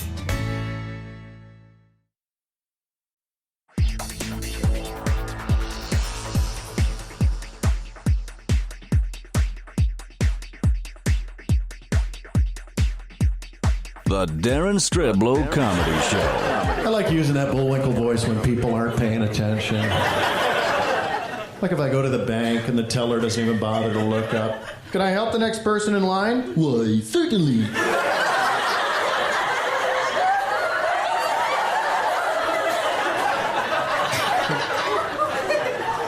Every one of us here tonight has been a cartoon at one point. I'll remind you when it happened. Yeah, you went out really late, right? You went to sleep. Next morning, somebody called you a little too early, but you still answered the phone. When you answered the phone, you sounded just like Elmer Fudd. You were like, hello.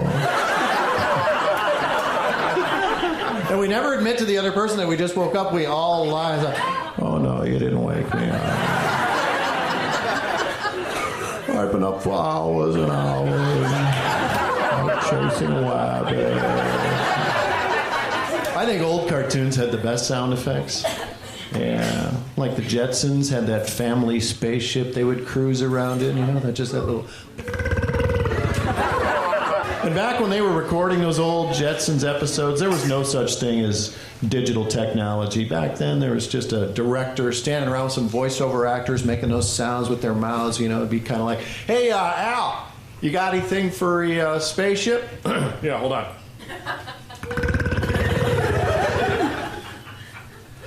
Good. I like that. I like using that little Jetson sound when it's quiet, too. Yeah, like if I'm at the airport, just waiting for a flight. I like to just kind of walk up behind a group of people who aren't talking to each other and just...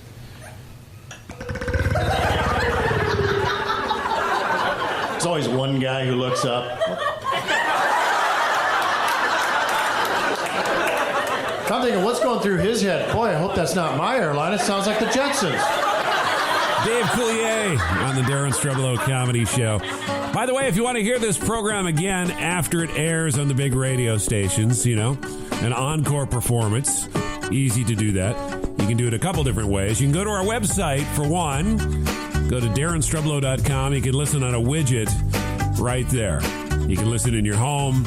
You can listen in your office.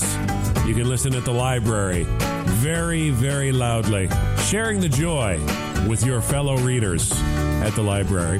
Or you can get our free app for iPhone and Android. That's a little more portable. Go to your app store and type Daren and Comedy into your search bar, and you'll find the free app for the Daren Streblow Comedy Show. Here's Kay Dodd. Now, about a year and a half ago, I kind of hit a bottom with my weight, and yeah, that's no pun intended. And I just woke up one morning in October 2015 and said, I have got to burn some calories. And so I set fire to a carrot cake. And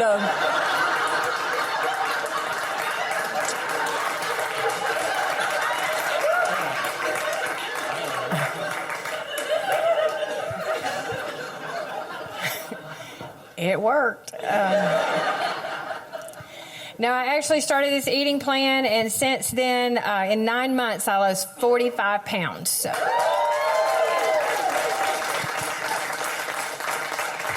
It's a high-protein, low-glycemic, it's meat and grass and 4 fruit. I just love it. No, I kind of hit a bottom. I really did. My husband's a diabetic, and of course he craves sweets all the time. And he bought a bag of white powdered sugar donuts. I know, the devil's dandruff.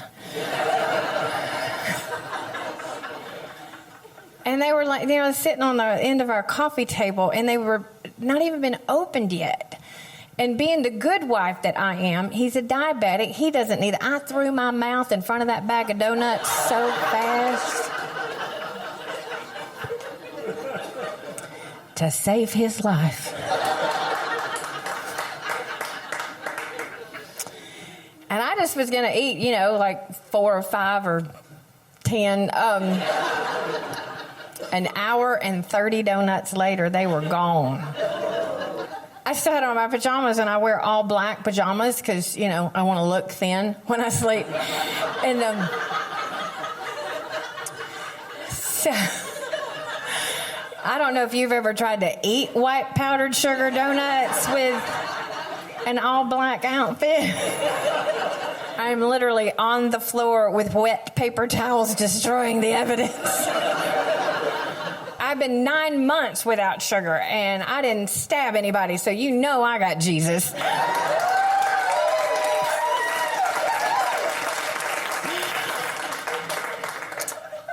Well, the Apostle Paul said you got to buffet your body, so I did.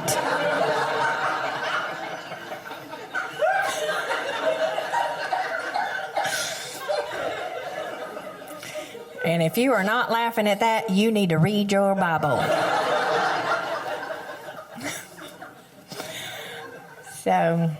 But I did. I had to do something. I was getting on up there. And one thing I've noticed about clothing sizes is that when you're a kid, your age is the same as your clothing size. You know that? When you're a 3, you're in a 3. 4, you're in a 4.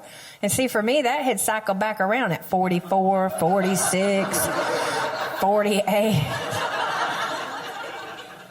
I'm 55 years old. I had to do something.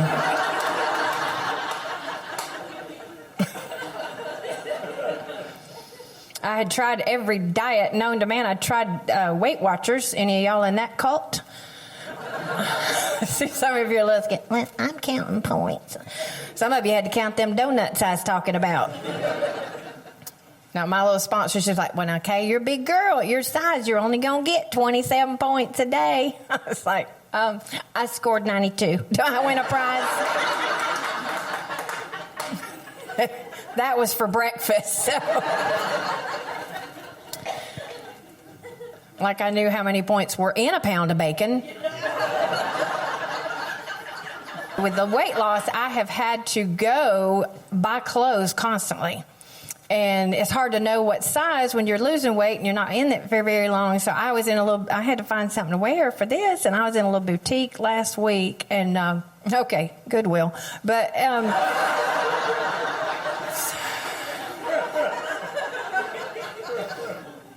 it's my boutique.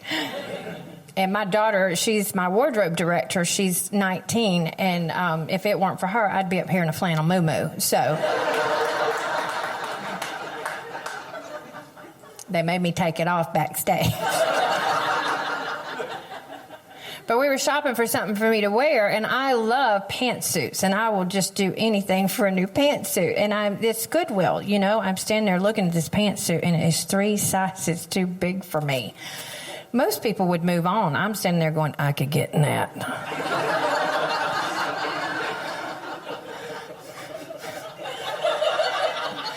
I just got to set some goals.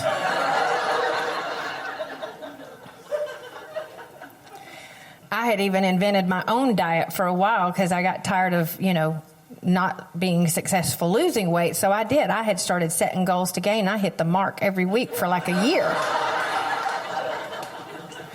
Now, by the grace of God, the fellowship of a 12-step program, I can't tell you which one because we're anonymous. But I have been sober 22 years.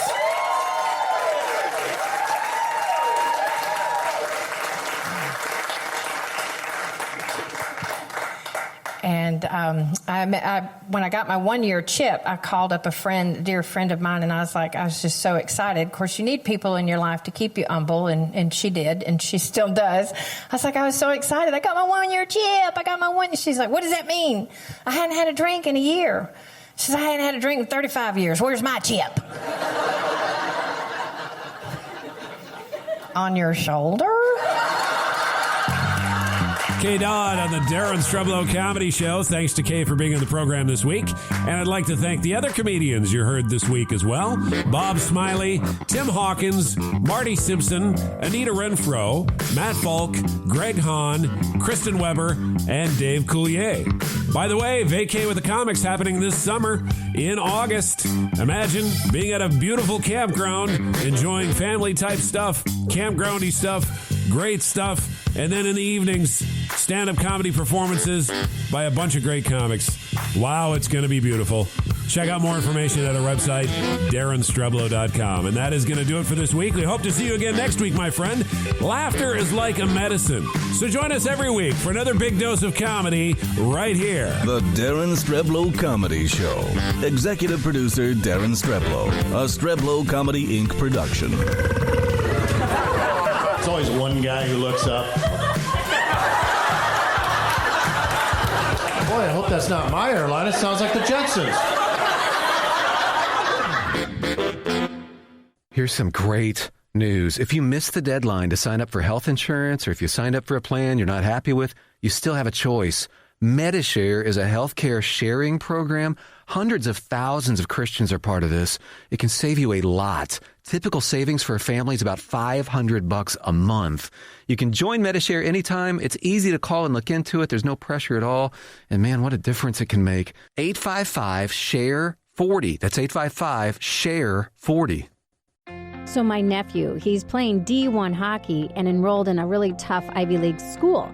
So each week I give him a scripture to encourage him to apply and persevere. This week it was Proverbs 16:3.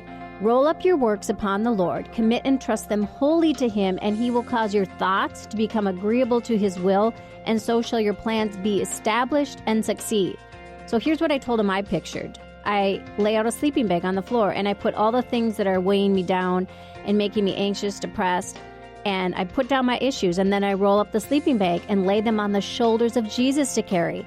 And as I do this, I mean really surrender, he begins to put in my heart and head the purpose and plan he has for me, with grace and strength to let go so that my thoughts become agreeable to his will. God's way works as long as we let him every day. For more encouragement in everyday matters, visit DebbieGriffith.com. Back to Genesis with Dr. John Morris, popular creation speaker with the Institute for Creation Research. Dr. Morris, did Noah's Ark have to contain 2 of every species we find on planet Earth today? Not at all, Chris. In fact, this is a straw man argument used by those who really don't believe in Noah's Ark at all. The Bible says that God created each basic type of animal after its kind, and that Noah was to bring 2 of each kind of animal on board the ark. Kind would be represented by the basic categories of animals today, such as the dog kind. Within the dog kind, there are several species. That's the wolves and the foxes and the coyotes and the dingoes. They are called species, but they're all infertile. They're all part of the dog kind. There was plenty of room on board the ark for 2 of each of these various kinds of land-dwelling, air-breathing animals. The Bible story holds water, as it were. We read about it when we go back to Genesis. For more on creation, visit our website at www.icr.org.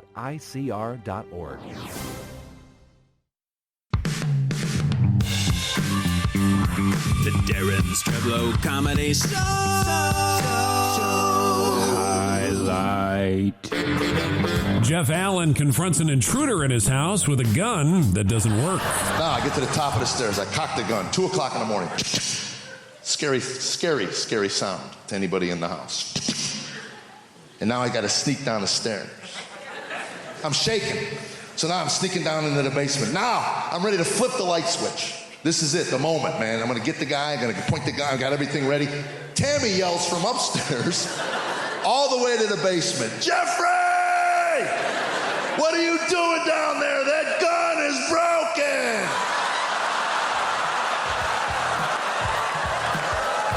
Get more laughs over at DarenStreblow.com. I was praying there was a burglar so we could all laugh about it.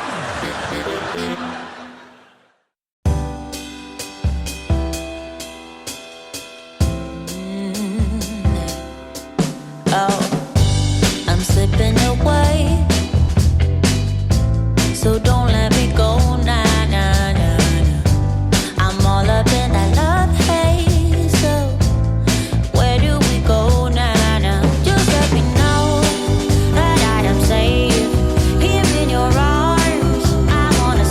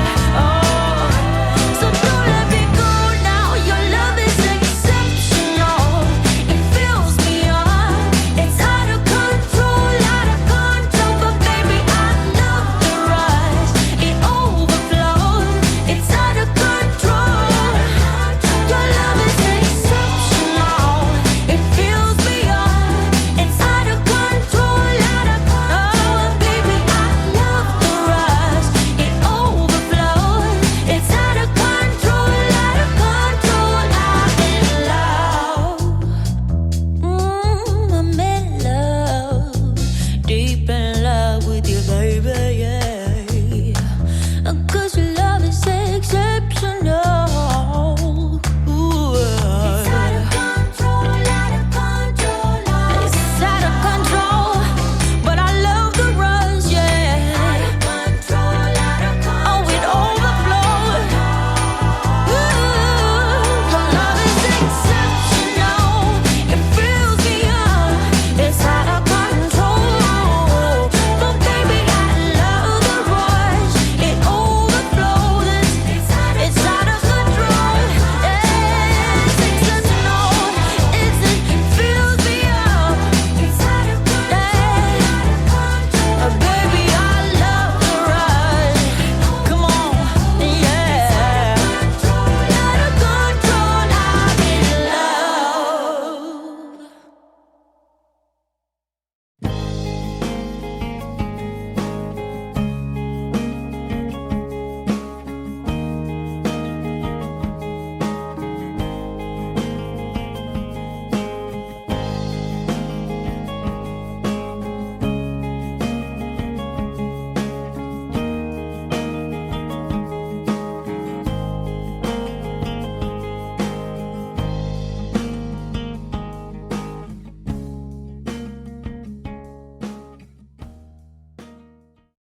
We're back to the Neil Haley Show on the Total Celebrity segment. I'm excited to welcome to the program Fran Dressler and Adam Pally of NBC's Indebted. Guys, thanks for calling, and I appreciate you coming by. Oh, our pleasure. Thanks for supporting us in this way. Yeah, we're doing great. Awesome. Let's go, Fran. Now, when you got the script, what did you think of this? Because I was kind of watching different things and of this character and going back to comedy in this way. What are your thoughts of this once you got the script and saw what your character did? I think that I'm a Boo Jew. That's a Buddhist Jew.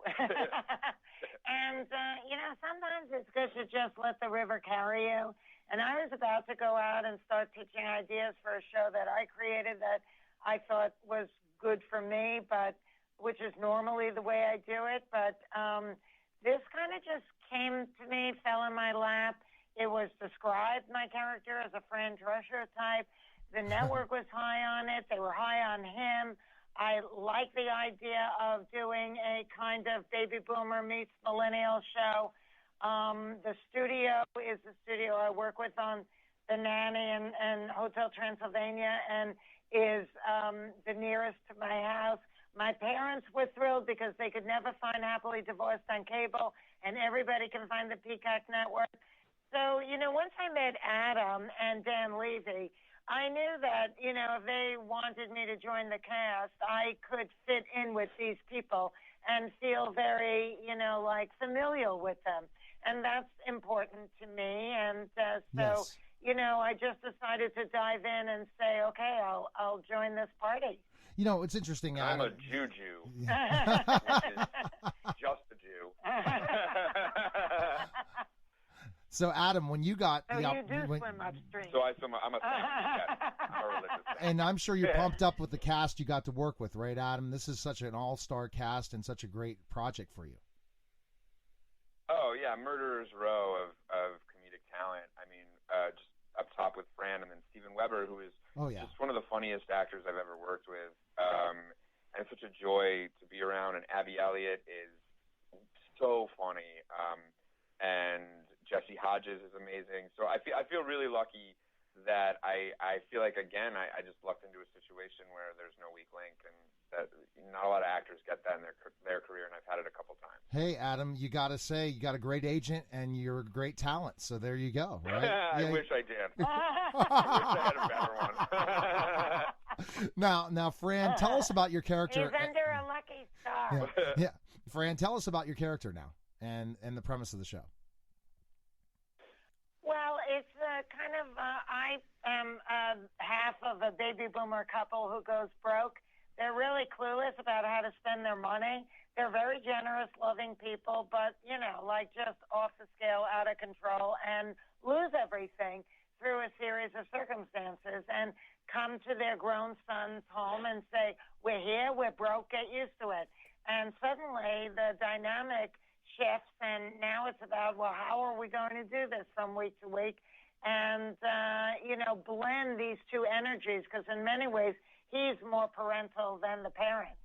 And one of the things that I love the most about Fran's character and Steven's character is that in their financial irresponsibility, the things, the actual tangible things are not as important to them as the love and the time shared with their family. And I can relate to that, I think, as well as a lot of people. Oh, absolutely. And you see when your family comes over and you're like, okay, I got to change everything. And Fran, that's the kind of thing where you guys move in, then your kids have to kind of change, right? In so many ways, because you have a specific way of how you handle things, right, Fran, that leads to lots of comedy, especially if you knew your parents would move into your house. Oh, definitely. I mean, I'm not a shrinking violet in this show. I mean, I enter a room and I kind of take it over, and it's my children's, problem to kind of adjust around this energy and these forces of life that they have. It's been many years since my son has lived with his parents. And now for the parents to come live with him, it's a real intrusion. But at the end of the day, I think that what solidifies the whole thing is that there is a genuine love amongst the family. And so everybody puts up with each other. And then, and also a comedy, Adam, that could happen, right? And it could happen that the parent, I think it especially could very well happen. And if it, if it happened to me, you never hear from me again. I'd be happy if it happened to me. Well, if they somehow could, if they could be a great built-in babysitter, that's what grandparents are, a great built-in babysitter and great opportunity. They don't trust us, though. Sometimes. Oh, geez. That's not good. And there you go. But again, anything that has you two on it, I know it's going to be a success for sure, and everyone needs to tune in. February 6th at 9:30 p.m. Eastern on NBC. And it's great chatting with you, Fran. And again, anyone in the world knows who you are because of The Nanny and so many of the other great projects you've done. And Adam, continued success. So I appreciate you both calling.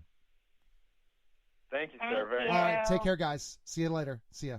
All right, bye-bye. We're back to the Neil Haley Show's Caregiver Dave celebrity segment. I'm excited to welcome the program Caregiver Dave. Dave, how are you? Aloha, aloha, aloha. I am in freezing cold Pittsburgh, Pennsylvania. I'm doing great. I'm doing great. I'm still here on my balcony listening to the ocean, and you're not. So, hey, you know what? Someday I'll get to do all that travel. I will be going to Vegas in March, so I hope to, get some other great interviews like last year I got in Vegas. I got Bill Medley of the Righteous Brothers, and I interviewed the Blue Man Group. So I'll be heading to Vegas in March. So, but Dave has exciting things going on everywhere, and then when he takes a vacation, it's exciting. And our guest, I'm sure, oh my gosh, the stories he has. So go ahead and introduce our guest. Well, this is the brother of John Travolta. He comes from a big family, I think 5 or 6 siblings. And Joey Travolta, he's an actor, he's a producer, he's a screenwriter. The guy does everything. And he also is very involved in disabled actors and teaching them how to be better. Joey Travolta, welcome to the show. Thank you. Thank you so much. I appreciate being on it. And you're in Hawaii right now. My daughter's on her way to Hawaii. And where in what island you on? I'm on Waikiki, but we're leaving today to go to Kona. We've been here about 9 days. Going to hook up with the family in Kona. They rented a big house. And you're on Interstate 5. You're about to go to my gas station. So go in there and tell them to give you a free latte and make sure they're all doing their jobs. Yeah, I will. I'll crack the whip, man. Yes. Joey, we have to have Thank you for having me on. We have to have those plugs, Joey, but I mean, I'm just going to go and not have a question, but just kind of just honor you and what you do working with the disabled. Because the sad thing about it, and Joey can mention that, then Dave will ask this first question. The sad thing about it is they need people like yourself and even myself when I'm going into the classrooms and school districts to fight for people that are discriminated against, are written off, and someone like you is that advocate that fights for them every day to help them, to give them those opportunities, and you should be commended for it. Well, thank you. I mean, the film that we made, Carol of the Bells, is groundbreaking in that 70% of the crew was made up of folks that were neurodiverse that we trained in California. We have several studios in California that train adults with developmental disabilities in filmmaking, and I do camps for children with autism and other developmental neurodiverse, I like to say. And the dream of all of this was to make a feature, and now we got that opportunity. All the programs came together, sent a couple pros, sent students that were ready to work, and sent them to our studio in Bakersfield, and we shot this feature. RJ Mitty is the main character in it from Breaking Bad, and he is in search of his birth mother. And when he finally finds her, he finds out that she has a developmental disability, and that's the crux of the story. And it's been well received, but the story of how it was made is just as important as the film itself. It shows that when given an opportunity, what folks can do. And these very, very special young men and women got to work with, movie stars and do it, really, because we do short films all the time, but this was through Screen Actors Guild, and we had names in it, and we did the full feature length, and it was released in some theaters, and now we have our big release on March 3rd, which I'm very excited about. And we're going to definitely talk about Joey, that. I watched the trailer online. Okay. I watched the trailer online. I don't know if it was 60 or 90 seconds, and it was amazing, man. It brought me to tears. It's very, very moving. Good job on that. Well, it is a tearjerker, and when I read the script, I was at the Bentonville Film Festival where this premiered, but the year before, and I had run into this woman, Gail Williams, who represents people with disabilities, actors.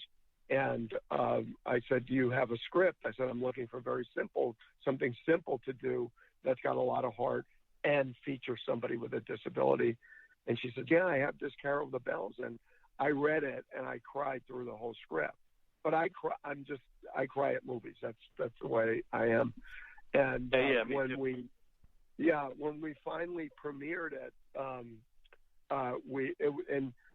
one of the woman that was putting together the festival, she said, we should have tissue boxes for everybody that comes. We'll put them on the seat. I said, what if they don't cry? Then you have like tissues on a seat, and it's kind of weird. So I finally said okay. And then there's a young man called John's Crazy Socks with Down syndrome that makes socks. And they had run this contest, and someone won a scholarship to Inclusion Films, and he has Down syndrome. And I said, why don't we have him make socks for the movie? So at same screening, we had Carol of the Bells socks and tissues on the seats. And now there's 300 people there, and the only exit is in the front.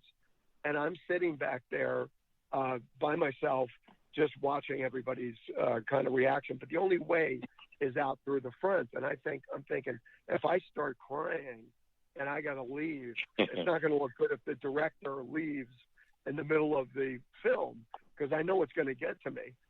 So I'm sitting back there, and all of a sudden I start crying, and I reach under my seat.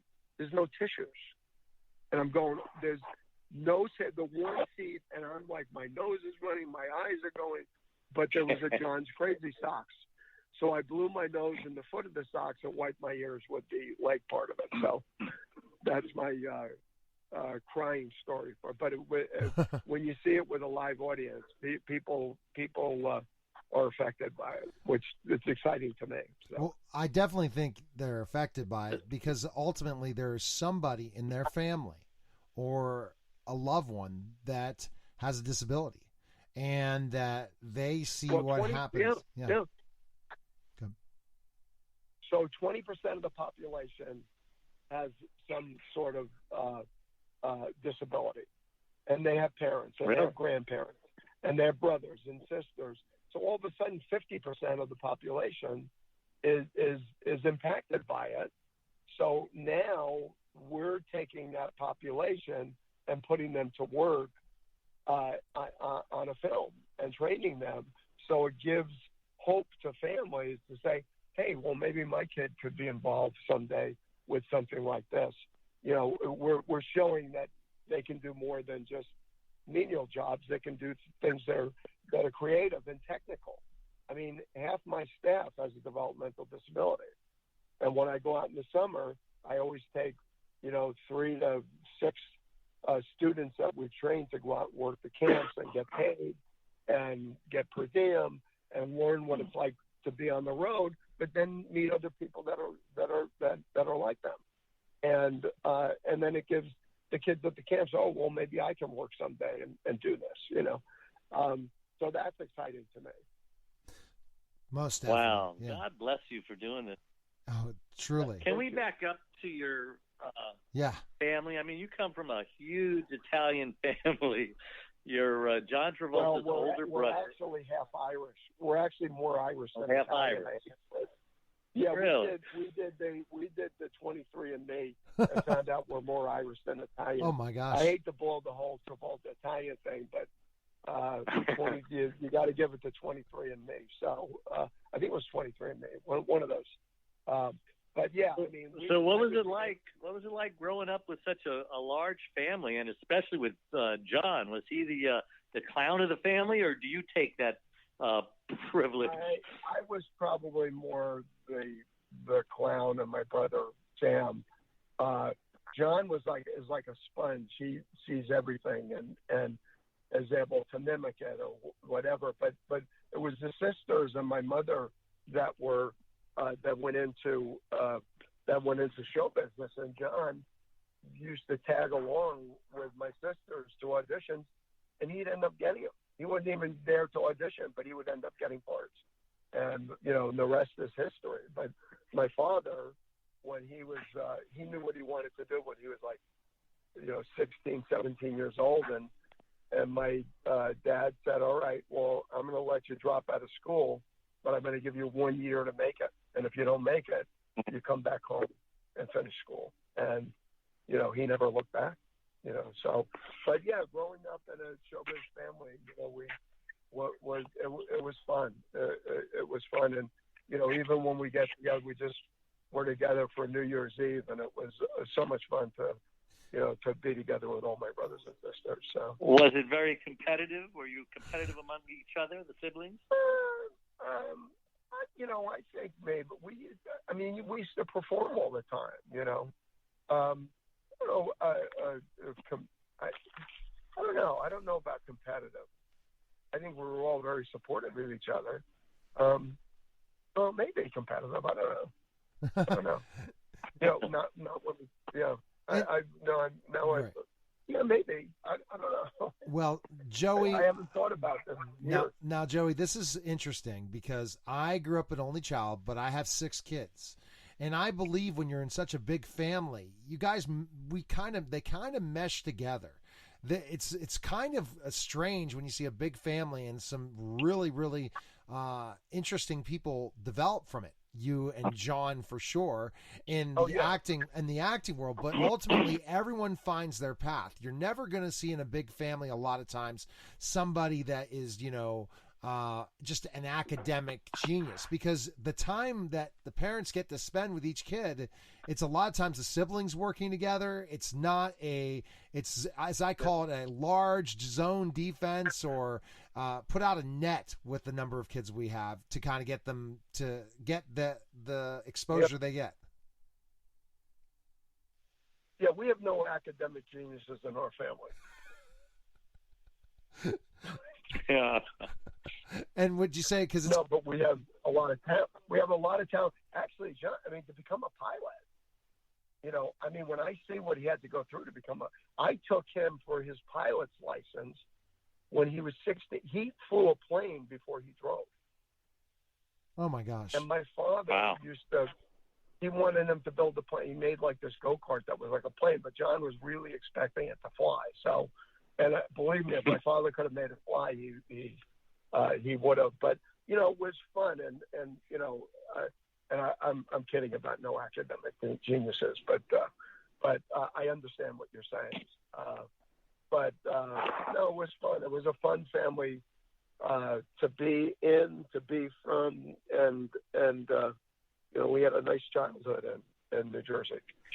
No privacy, So you Dave. chose a, No boredom, for sure. teacher. Go ahead, Dave. I'm sorry to interrupt you for a second. I was going to say, Dave, that there was Special ed. There's Special ed.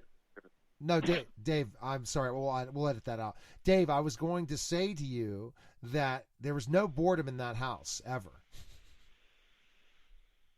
No, we kept things moving. That's for sure.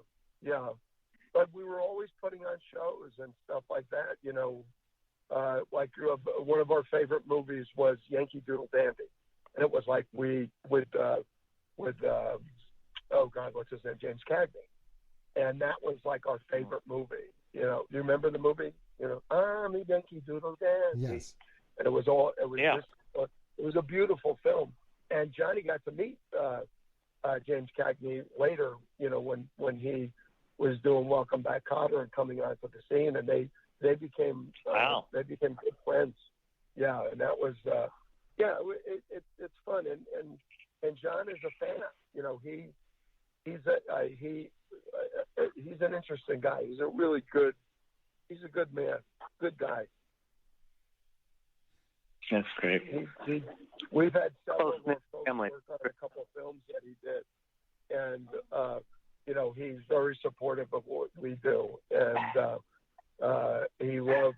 You know, one of the things that he said was when we had five of our. He did a movie called The Poison Rose, and we had five of our folks go down and work craft service, camera, art department, and he said they were. You know, for some, you know, for having being neurodiverse, they were so attentive and so on top of their job. You know, he was so impressed with them, and hopefully we're going to get them on the next project so that he does too as well, because he's been very supportive of it. All right, Dave. Next question. Awesome. Well, I wanted to ask about, you know, your special ed teacher. That's unusual. I was. I went to college, and I promised my dad I would finish college. I said I'm going to finish college, and at that time, you know, the teachers, there were a lot of teachers' positions, especially in special ed, and so I went that route, and it was really my dad. You know, he had this inclusive.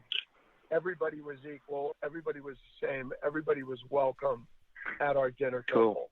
He was just a kind man. And that's the greatest gift that any of us could have gotten, was inclusion, diversity, and treating everybody like human beings, and that, you know, nobody's better than anybody else.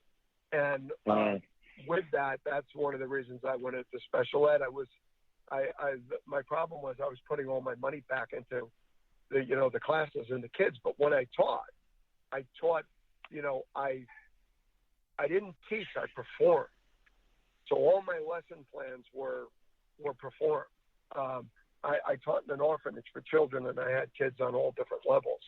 But my theory was that if kids can watch TV for hours, if you could make your lesson plan entertaining, you know, so you know, I would teach math through racing shots and record a whole card of races and pay them out with candy when they won. If it was 10-1, they'd get 10 pieces of candy, whatever. So it was performance art, not unlike, you know, Hamilton, the way it is now, that you're getting a history lesson, but it's entertaining, you know, that type of thing. So, but I knew I would someday get back to it, and I did. So. That's really interesting that you took that experience as a teacher, as a special education teacher, and you made it a part of your life, and it tells the story. I read it up on Wikipedia before even kind of looking at specifically, said, where does this fit, this whole thing?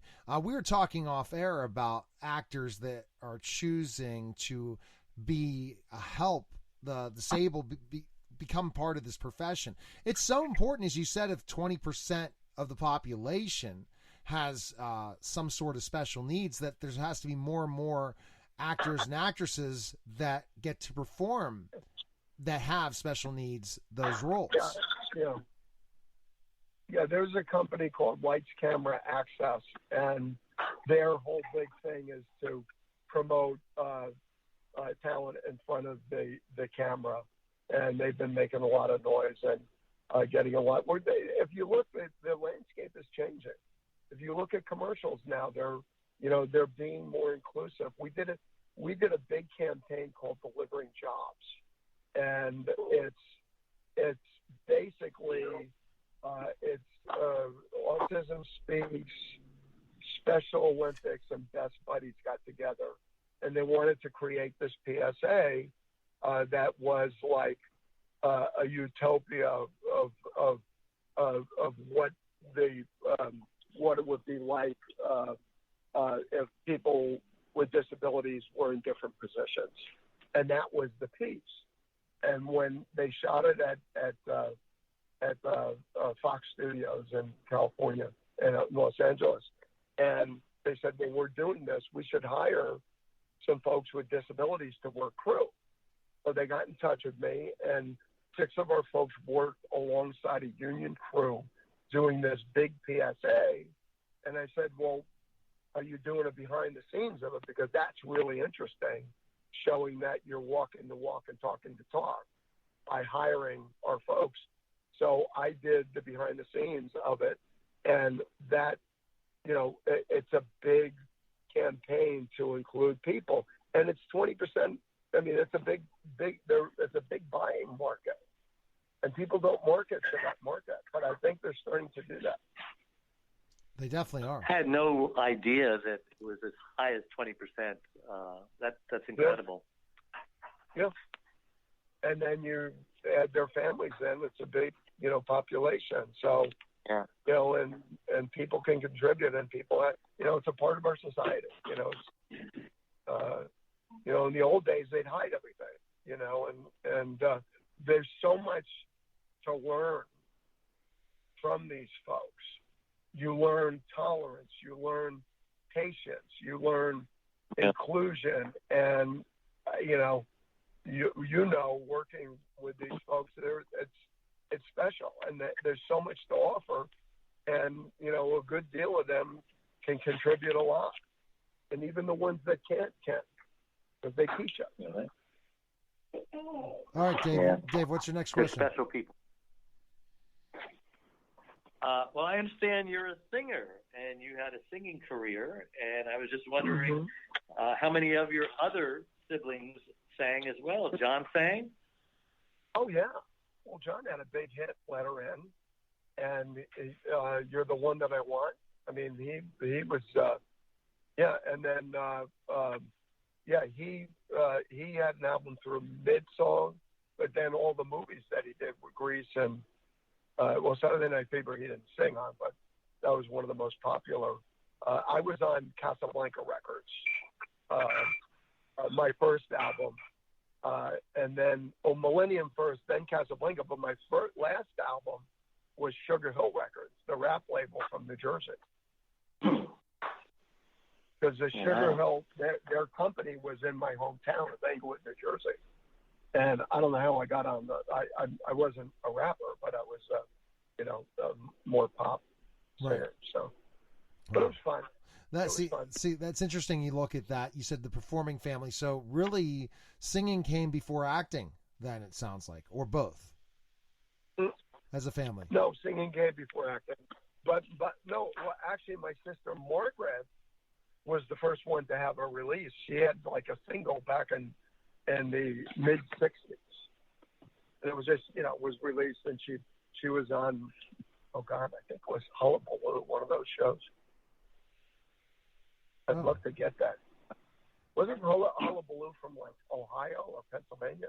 I don't know. I'll have The Hullabaloo show. I'll have to look that up for sure. But that's an interesting. But Margaret was the first one to Yeah, I remember getting the single, and it was in our local record store in Englewood. And I remember trying to impress girls with listening to Margaret's 45 record down in the basement of my house. Now, the basement of my house was a theater. So my dad made a little curtain there, and my mom used to teach drama in the basement. And walking down into the basement, you had the Mask of Comedy and Tragedy. And it was really, it was kind of a cool space. And it was, a lot of fun in that basement. All right. Next question. Wow, you've really got a great mission. You're an amazing individual. You've told us so much of your mission. What else are you doing that you haven't told us yet?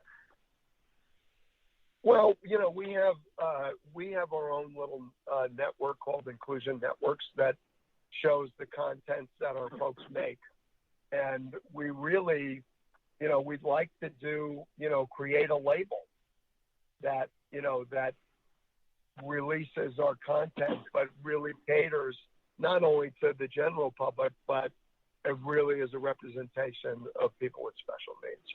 So that's the overall thing, and we just keep going. I love what I do. I'm on the road 200 days a year, traveling to the workshops, doing the camps in the summer, and I love it. And it's if people could see what I say, that's why this film is so important, because it's kind of a look into what I get to do.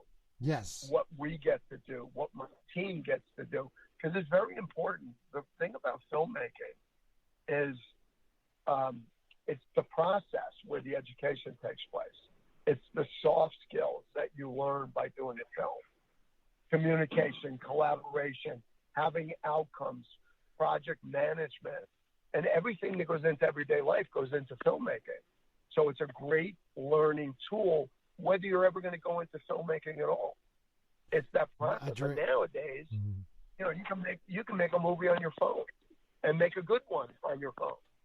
So it's that storytelling, but it's really that sense of family and community that takes place when you make a film. It's interesting when you talk about all that. Yeah, Go ahead, Dave. I was going to mention the thing I have as a mission. I love what he's doing with acting. I'd love to do that with my company.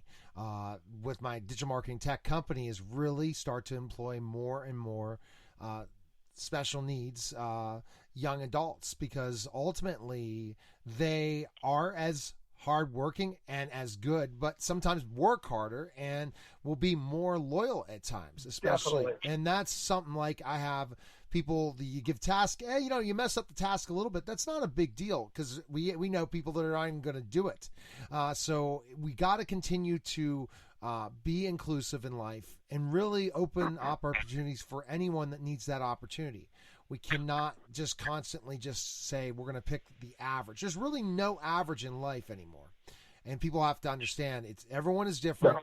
They can't just go under the radar anymore. That's life, and deal with it. Yeah. We had everybody's got a gift. Yeah. Go ahead, Dave. I was going to say we had Vincent D'Onofrio from Law and Order, who I think might even be autistic, and he's very involved in something like this as well. Were you aware of that? No, I was not aware of it, but I'd like to learn more about it, because I think he's a fantastic actor. And I don't know him personally, but I always liked him. I've seen him in interviews, and and it makes me even want to meet him more, because obviously he has the same mission that I do it. I asked him if he's like the the character that he plays on the show, which I'm assuming was, autistic, and he says that would be a good assumption. Oh, really? Oh, see, I guess I Dave, again, I will say, well, I didn't know that. I'll have to Google that, and we'll have to look at more research. Dave says it like he has it, and it is, and I'm like, okay, all right, Dave, and this is, but I'm going to look into that. But I'm going to make that connection, Joey. I'm going to make the connection with you and Vincent. I'm first going to send the interview we did about a tremendous acting program he was teaching in New York City. I'm going to send that information to you first, Joey, and then we're going to make sure that we get you two connected, publicist to publicist, so that you guys can collaborate, because that's all about life is collaboration, and your mission is to reach as many people as possible with this great opportunity for kids and adults together to be part of this great community. And art is such an important thing, isn't it, Joey? I don't know why art is being, cut in schools. It's just that, I mean, there's so much that can, and art, what's the expression? A picture's worth 1,000 words, is it? Is that the expression? Yes. Picture's worth 1,000 words? Okay. Well, moving pictures, what's that? When you're taking, what Temple Grandin, the great Temple Grandin, yes, thinks in pictures. Most people on the spectrum think in pictures. I thought in pictures. I always, if I picture something, I can make it happen. If I have a concept or whatever, and it is so important to be able, this is why I think filmmaking should be in every school, because it encompasses all the art. It's all the arts. It's performance. It's art department. It's cinema. It's all these different things that go into it. Law, accounting, everything goes into filmmaking. So there's something for everybody, and I don't know if I answered any questions. You definitely answered it. You answered it, and you made sense, Joey. And I never would have thought of that. That was a great teachable moment. Joey and I are teachers. We all know that. I'm a former special education teacher and teacher as well, Joey. So we have a lot in common. And we're both in the entertainment field. I'm in a different realm than you are, but it's an interesting connection. So Dave has the last question on the show. And so, Dave, go ahead and ask that question to Joey. Okay. Go ahead, Dave. So, Joey, you're kind of a caregiver, too, because you're caring for all these special needs people. My wife had a stroke 23 years ago. She had a headache that turned into, she lost her speech, became paralyzed on one side. And, after we grieved for a couple of years, we reinvented ourselves, and now I travel all over the country. Part of our traveling is here in Hawaii. We've been on 31 network TV shows. We speak on stages like Carnegie Hall and NASDAQ and Harvard, and we just share with caregivers how to stay alive, because 30% of them actually die from the stress before their loved ones do. So my question to you, in addition to your obvious role as a caregiver, have you had any personal caregiving experience with, maybe your parents as they get older, or you worry about them, or anything like that? No, we you always think about that, but I have not had that situation. Both my parents, my dad passed when he was like 82. He was in pretty good health right up until the end. And my mom, she went really quick when she was about 67 or 68. But we were never in a situation where we had to give that. And I always think about it, but I haven't been in that situation with a family member yet. So it's great that you're out talking, because it happens all the time. So yeah, and the caregivers. What was the movie I saw the other day? Was about about the caregiver. What was a movie that was out recently? Oh man, I can't think of it now. This one out, but it was all over a tax deduction for a caregiver. And I can't think of the movie now. It's terrible. I'm getting old, guys. Yeah, join the club. I'm going to be taking these interviews of I've been doing. I'm writing my 4th book now. My 5th book is going to be about celebrity caregivers and their stories, because everyone seems to have a story. And, of course, your story will be, being a collective caregiver for the special needs actor industry. Yeah, well, filmmaker. I'm more on the filmmaking side. I'm not as much into acting. There's so many more jobs on the other side of the camera. That's what our focus is. I deal with actors with disabilities, but I'm more of the production side and post production. Yeah, see, that's so many for sure that with autism that edit, and they're really, really good. Oh yeah, they're used to puzzle the pieces of a puzzle together, which is which editing is, but they got to learn to tell a story too. But I would love to see one of your talks that you did. It's all on caregiverdave.com. Just Caregiver Dave, Google those 2 words, and you'll get it all. Now, Dave, where are you in California? Yeah, are you in California or are you in? I'm in LA. Yeah. Oh, okay, cool. You guys got to connect. We'll make that happen. I'll make that happen, and also make Vincent happen. But again, where Dave is. He'll be at his gas station after his vacation in Hawaii. Now, the last point I wanted to make is here's the thing. Yeah, you're a filmmaker.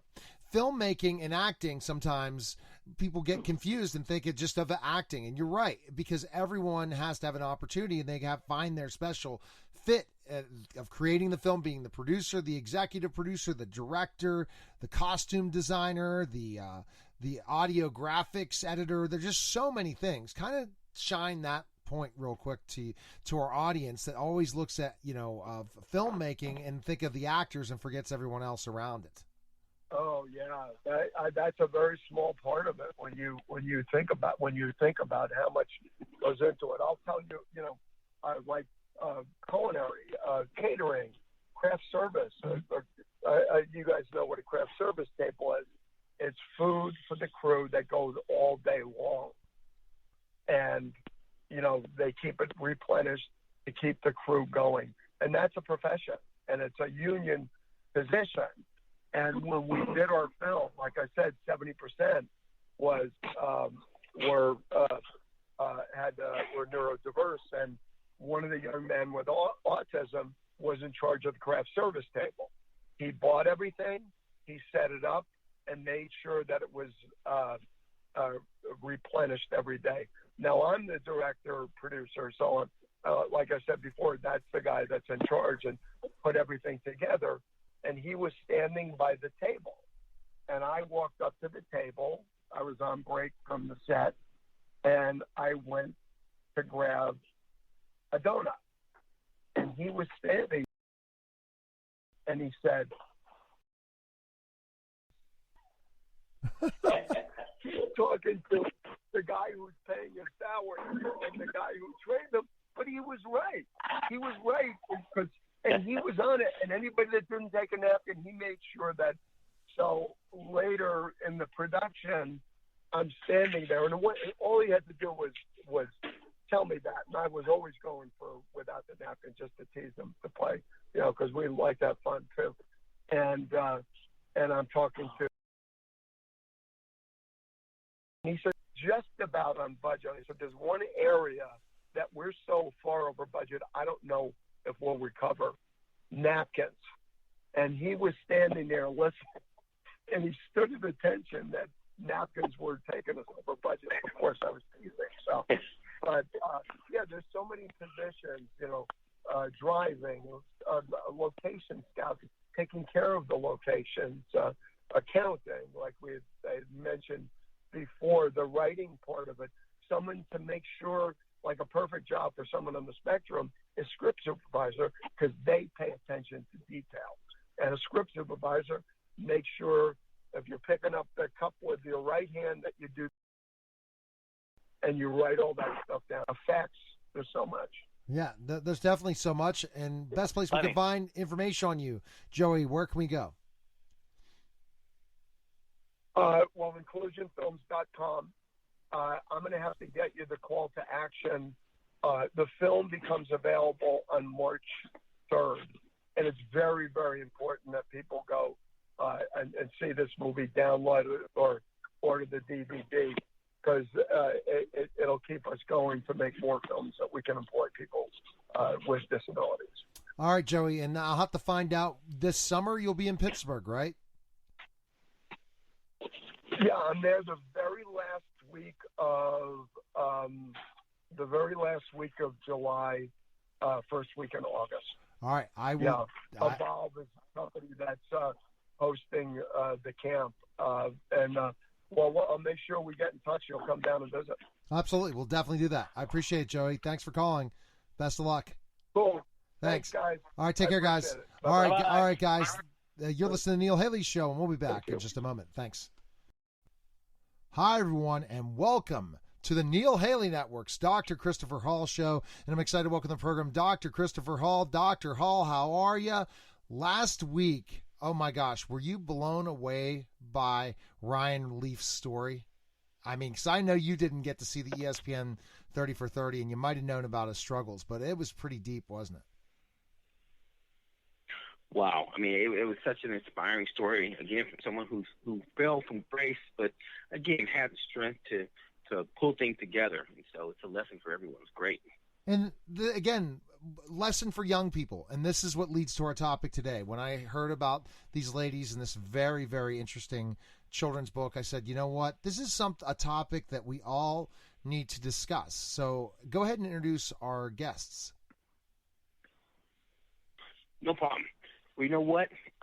It's my pleasure to introduce Dr. Kate Anderson Foley, PhD, a person who has 30 years of experience in special education and social justice, and also to introduce Jennifer Anderson Smith, her cousin, who has her very own unique life experiences and has actually raised a number of biracial children, and now noted authors. So, again, welcome to the show, ladies. Well, thank you for having us, Chris. Absolutely. So I'm going to jump right now to Dr. Kate. First question involving why write this book? And then I'm sure that the answer that Jennifer will have will be almost close to the same, and then Dr. Hall kind of ask other questions. But why did you write the book, especially as a busy teacher? Teachers don't, and administrators don't have the time or effort to really do a project like this. And you're a very busy person, so why did you write the book? So thank you for that question. I've been in administration for almost 30 years, and with large districts and state boards of education. And I shifted into private practice a couple of years ago. Hence, I had a little bit more time to write something that was very important from what my lived experiences were, both personally and professionally. I'll speak a little bit on the professional side. My role was to always advocate and protect the rights of children who, in school districts, communities, historically been marginalized. So disability, different cultures and religions, different orientation, race, homelessness, etc. And as the years went by, and I'd say the last few years, there was an outcry. And what I saw children struggling with was not making sense of what was going on in the adult world. And because of that, I'm like, if not now, when? And so I called my cousin Jennifer, and I started to share a little bit, and she goes, I'm in. And so we started writing this book based on our experiences, but really based on what was going on out in the world. And we wanted to put together, an empowering book, an engaging and inviting book, but really be responsive to what was going on socially and emotionally, and kind of tackle some of those tough topics that people shy away from. And they definitely do shy away from them. So, Dr. Hall, what is your question for our ladies on the show today? So this is a revolutionary book, and both of these very strong women are trailblazers. And so I had really a question. I guess I could ask. Maybe I could start asking Jennifer. I guess. What kind of was the inspiration behind the book, or her getting involved with her cousin in writing the book? Any childhood experiences or any type of role models you had as a child that kind of made you say, "Hey, I need to get involved with this"? I mean, obviously your life experiences, but anything else? Well, I've been involved in activism for a number of years, and the things that I was involved with directly related to the experiences that Ida faces in this week that we write about. And we do have lived experiences, either by friends or, things that we experience with our family. So when my cousin called me, it was a no-brainer. It's like, I would love to. I'm right there with you. And we had a blast doing it the whole time. Dr. Kate, when you decided to be involved in this, it's part of your job as an administrator to make sure that there are people like Ida finding their voice in your schools, right? That's the key component, that you want this book to get out to more than just the people lives you touched as an administrator. Yeah, and there were many teachers throughout my career, and principals and family members and community members saying, wow, we got to really talk about this, but how do we start going about it? And when do we start to introduce these topics? And again, based on, my experience, and also, my personal experience when I was a child, based on my life circumstance, it manifested in learning disabilities. There was nothing wrong with me per se. So I share that example because sometimes we see just what's on the face, be it color, religion, someone's wearing a headscarf or whatever it is, a disability.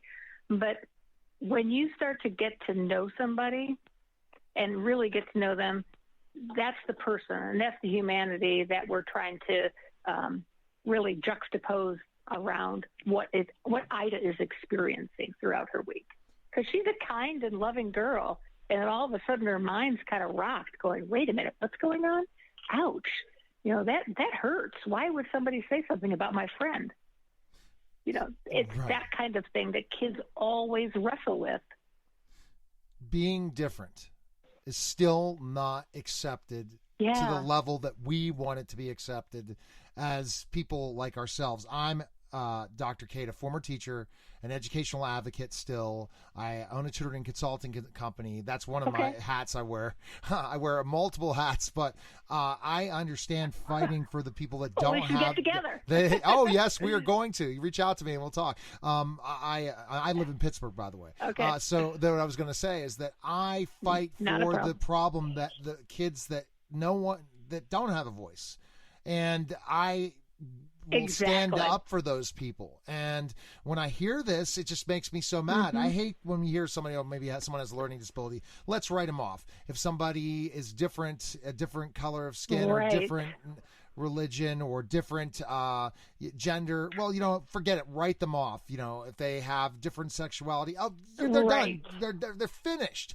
No, that's not what we need. We need to become more accepting. And Dr. Hall, that's the thing that we bring to this show, is we've heard about so many people, trailblazers, but they've had to battle through these challenges, Dr. Hall, of being labeled that they can't be successful, being told they can't do well, and yet they strove to do it. But we need to continue to fight for people, Dr. Hall, that are like Ida, that need to find their voice. Very, very true, and I think what Dr. Kate sees and what Jennifer sees, they see that these very early struggles that our young people go through. When we have such a dynamic society, certain social and cultural differences, but when we come into the educational ring, we want everyone to be on the playing field. And when we have these experiences, we know later in life that those experiences can either scar people for life or create things later on in life that kids don't understand. And this book is obviously going to go a long way to make those changes. And so that's great. Absolutely. Now, thank you. Now, Jennifer, what did you learn from writing the book from Kate? Sure. So this is a great question I wanted to jump to is, Jennifer, what did you learn from Kate writing the book? Especially, she's been in education. You bring a different background. How did you guys mesh as writers? Well, it was really fun. So things that are close to her heart, she kind of led the way. Things that were close to my heart, I led the way. And through a lot of laughter and, like, hey, are we including everybody? Like we just kind of asked questions of ourselves and make sure that we got things right. But it was more of, what we gravitated towards, what was, what we were dealing with or what we are dealing with on a day-to-day basis. And if I can add, we tried to be true to the voice of who the character were, who was dealing with a certain issue, be it transgender or different color or different culture. We tried to be true to that person's voice, that character's voice. Mm-hmm. Absolutely. All right, Dr. Hull, what next question you have for our guests? Sure. I guess this next question, I guess, would be for Dr. Kate or Jennifer. But this name Ida, where does that come from? The name Ida. Why was that chosen? So when we were, that's a great question. So when we were creating Ida, I always had a picture of Ida in my head without a name. And as Jennifer and I were bringing her to life, we wanted to have a strong person, a strong female, and an American hero. Well, Ida B. Wells was that person. And she was an African-American journalist and newspaper publisher, abolitionist, feminist. She led so much, and she stood up for discrimination and advocated for people's rights. And we thought, wow, what better way to honor Ida B. Wells than to name our character after her? And so her name is Ida. Very proud of that. I had a feeling that was. We wanted to find that out, and that's a great question that Dr. Hull asked. Yeah. So again, I'm going to go to Jennifer. Why a children's book? And I mean, you really want to kind of bring that together, but you could have written a different type of book as well, not just a children's book. Well, I'm 54, and my generation, we have difficulty talking about race. We have difficulty talking about disabilities, a number of different subjects. And I would like it. My wish is that the generation coming up, it's not going to be as difficult for them. So if we start young, we start letting people know, okay, we're different, but it's okay to be different. We learn to have empathy and to be tolerant of people. That is my wish. So I think we start young so that by the time they're our age, we'll be able to have conversations and not argue about it and not have fear or hate, and that we can have honest and productive conversations. Well, that's definitely a great point to think about. All right, Dr. Hull, what's your next question? Okay, so my next question actually would be directed towards Jennifer. And, what I'd like to know is, can you think of any particular experiences, Jennifer, again, you having raised biracial children, that you thought was particularly awkward, or that you said, hey, I need to write this book because of that situation that occurred with one of my children? Yeah, there's a number of things that I could talk about, but my one child, when he was in 6th grade, first week of school, was in the high math class, and the teacher called me and suggested that he shouldn't be in it. And I was a little disturbed that after the first week, that they thought that my child wasn't smart enough to be in that class. I thought that was a little suspect. So, you do learn that you have to fight. Every parent has to fight for their kid, but I thought that was a little unjust, particularly the first week of school when you don't really get to know somebody that quickly. But he was where he was supposed to be, and it bothered me. And, I think I was a little more aware that the, teachers may have some biases against my children. Right. And I believe, Dr. Kate, you have a lot of stories of when you taught kiddos in special education and then as an administrator where special education students were taken advantage of in some sort of way, funding-wise or even specifically community-wise or even in the classroom. For sure. As far as disability is concerned, there's some that are visible and some that are invisible. And the visible ones, they're almost a little bit easier because people can see, she or he uses a wheelchair or uses a cane or braces, etc. Sometimes the invisible ones that manifest themselves in, a particular learning disability, those are the ones that I think are more dangerous. And I say that because people will lower expectations for children because they can't. I think Dr. Chris mentioned that. Well, or you, Neil, that they're going to write them off. Yep. And that's kind of what happens. And so my role and responsibility was to challenge the adult